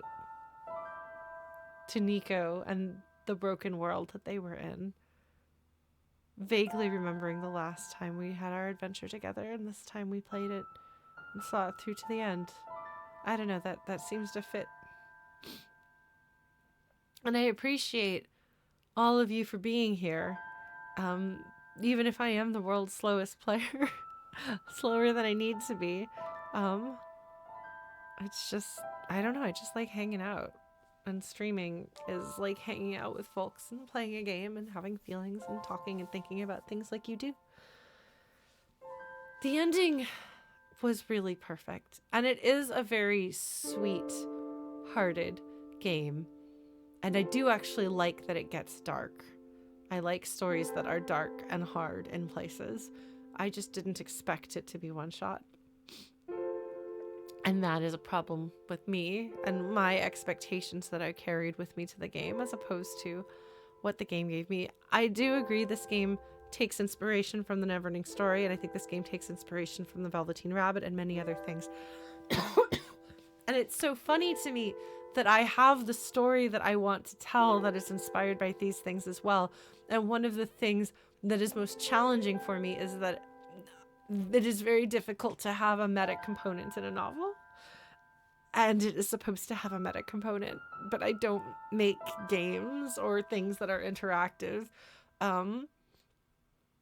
Short of making a performance art piece or something like that, I don't know how else I could do it. Maybe I'll think on that, actually. Maybe I could find a way to create it and make streaming be part of it.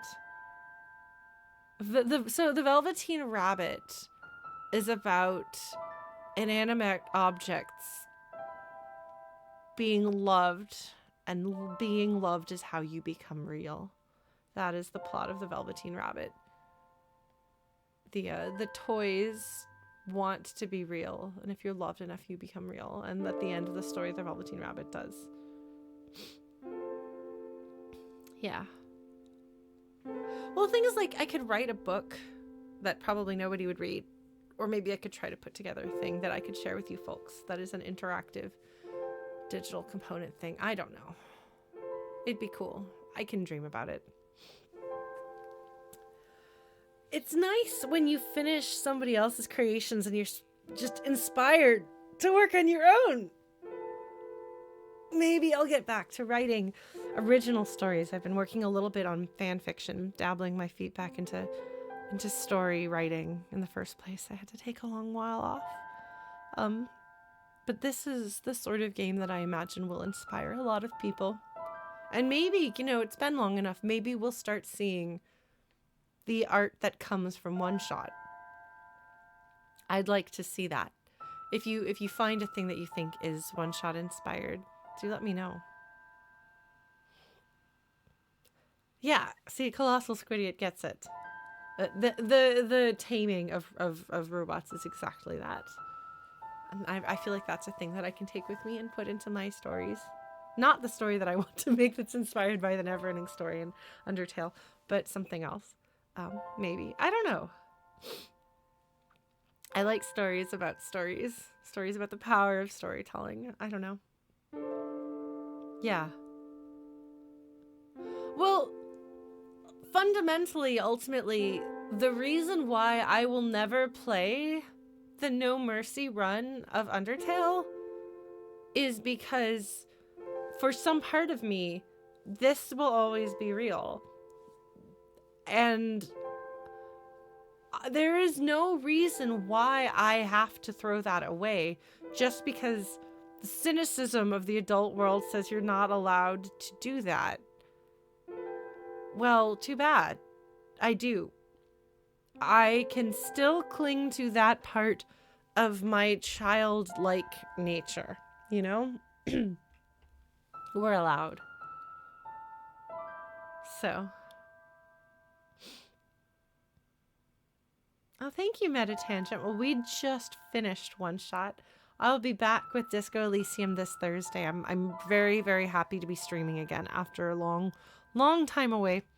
It's good to be back, and it's nice to have folks who have have stuck with me and will be joining for that. So I look forward to seeing some of you then. And don't forget the concert. There's a concert on Friday at 2 p.m. Eastern on this channel. So if you want to catch some music, I will do my best to sing and play flute for a couple of hours. And we'll just celebrate my belated birthday. All right. Thank you all so much for joining. I don't really have, I think, anything else to say to tie up my feelings about this. I think that my thoughts about the game are the thoughts that I've been sharing as I've played it. And the ending was just a perfect, satisfying ending. It does make me think a little of Mother 3. And I wonder if that is something that the team was inspired by. Thank you all for being here. And do let me know if you'd rather see Undertale Yellow jump in front of Ghost Trick, or if you'd like to see Ghost Trick first. I will happily take opinions on that. But yeah, this was nice. This was good. And we didn't add too much more time, despite me going off on a tangent about Girl Scout cookies. Look, okay.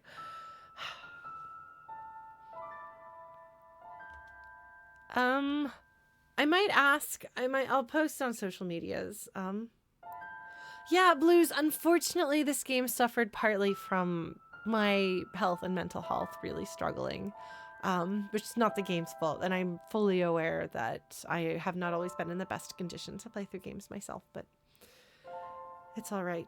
Oh, I forgot to show folks. I need to show folks I got a piece of Thousand Year Door fan art at MagFest. Yeah. I'm trying to think if there's anything else I wanted to say. Otherwise, like, just, try to follow me on the socials. I'm on all the socials. I'm still on Twitter, but I don't really use it too much. I'm trying out Blue Sky. I'm on Tumblr. I guess I've got Tumblr there. Did I hole in one the entire one-shot mini golf course? Did I call it? I can't even tell. I feel like there were some pieces that I was a little off on, but I do think I actually managed to piece it together pretty well. It's not an overly complex storyline. Did I? Okay, good. Well, I'm delighted about that. I'm delighted to know that I gave Spoiler Chat a fun time. I don't even remember what I said because it's been enough months, but high five past Lauren. Okay, I feel like I should go through and watch that and just laugh at my... Okay. I guess, yeah, that never-ending story influence. I do remember talking about that. Granted, I'm kind of big into reading that into things, but also as people who are roughly my age, give or take 5 or 10 years, grow up, they bring the never-ending story with them. It's a fundamental piece of literature for a lot of us. So, yeah. I'm curious to see kind of as OneShot works its way into my mind, what an influence it will have on me there. But I'm more than happy to look at fan art and read fan fiction or whatever if there's things that you love or listen to covers. I'll see if I can track down the cover that I did a little voice acting for. It's minimal voice acting. I don't even know if it counts. But I'll see if I can track that down. I'll share it on social medias. Yeah. Take care of yourselves, all right? It's a difficult world out there. And can we take a moment before we go? The point, one of the points that I think you can take away from this game and from some of these other games, the thing that so many storytellers want to drive home is that even if it feels like the world is ending, keep trying something anyway. Whether what you continue doing is just loving whom you love with your whole heart, or actually actively taking action to do something. Both of those are valid, but do something and don't give up. No matter how hard the world seems, there are things you can do to make it better, even in small ways, and they are all worth doing. And never give up hope. And I think that's an important thing for us to remember right now as things are a little dark. Don't give up hope. Okay? Good night, my friends. Thank you for being here, and I will see you Thursday for Discourse Elysium, and Friday for the concert. And then we'll see what happens from there. Bye. Good night.